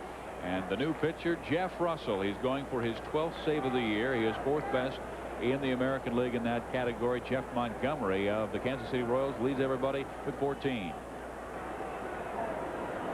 Been really a turnaround for Jeff Russell. He's happy to be here. Look at that, just 1 walk in his 15 innings. He always had success here when he came in with the Texas Rangers. He was involved in that big trade, Ruben Sierra, Canseco, Bobby Witt, with fastball and forkball. And I also like the way Butch Hobson now gets Clemens out of the game. There was a time maybe 3 or 4 years ago he would have wanted the complete game and maybe would have stayed in. 114 pitches, that's it. Save the arm, it's a long year. And now they want the W. Washington came into tonight's game 5.5 games out of first place. Detroit leading the American League East, and David Holtz, they swing and they miss, and the count is Russell's way. A ball and 2 strikes. Butch Hobson was really worried about Jeff Russell in spring training, but everybody else said, hey, just give him time. And there were some members of the media here in the Boston area who thought Russell might be released, but his Lou Gorman said, hey, Jeff wasn't throwing his curveball in spring training. He was just trying to find out about his pitches, and they have been outstanding to start the season as he strikes out David Holtz to start the 9th inning. Well, he brings this breaking ball in the back door quite nicely to David Holtz. You give up on this pitch as a left-handed hitter because you think it's going to stay outside. He catches that outside corner. You put that with a 92-mile-an-hour fastball. That's why he has been successful this year. General Manager Gorman said that Jeff told us when he signed that he wouldn't throw his curve until about the final week of camp. That's when he did. That's when he took off. And he has been strong ever since. Here's Doug DeCenzo, and there is strike one. He is just throwing hard, and he is throwing it all in the zone right now. Trying to wrap it up for Roger Clemens and give the Rocket his 6th win of the year against 4 defeats. Good pitch, and it knifes down a ground ball to Mo Vaughn. 2 outs. Well, that pitch had some great break to it.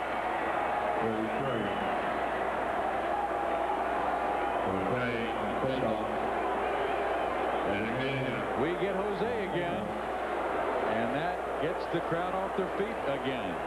2 outs. Top of the 9th inning. Canseco 0 for 3. The strikeouts coming against Roger Clemens.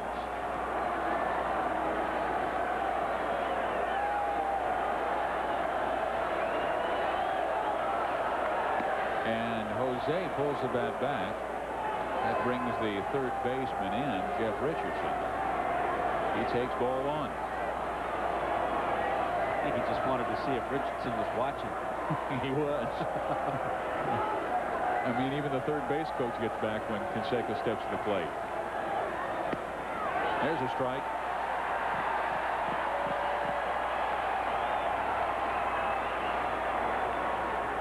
Two outs in the 9th inning.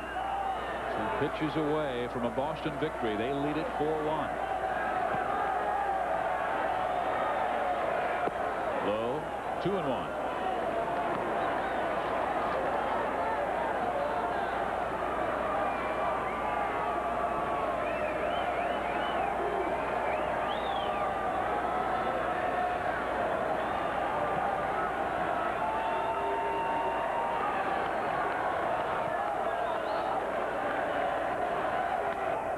Canseco to left center field. Back is Bob Zupsik. He is there to make the catch, and Boston wins tonight 4-1 on Jeff Russell's 12th save of the year. Well, we came to see Clemens. We saw him with the 11 strikeouts. Of the 11 Ks, 6 were looking. He had a 90-mile-an-hour fastball that was just tremendous and perfect. Clemens goes to 6-4. Roger Pavlik is 1-1. Hatcher hit his 2nd home run. For Tommy Hutton, I'm Steve Physioc. Stay tuned. Let's go to Joe Myers and Dave Campbell.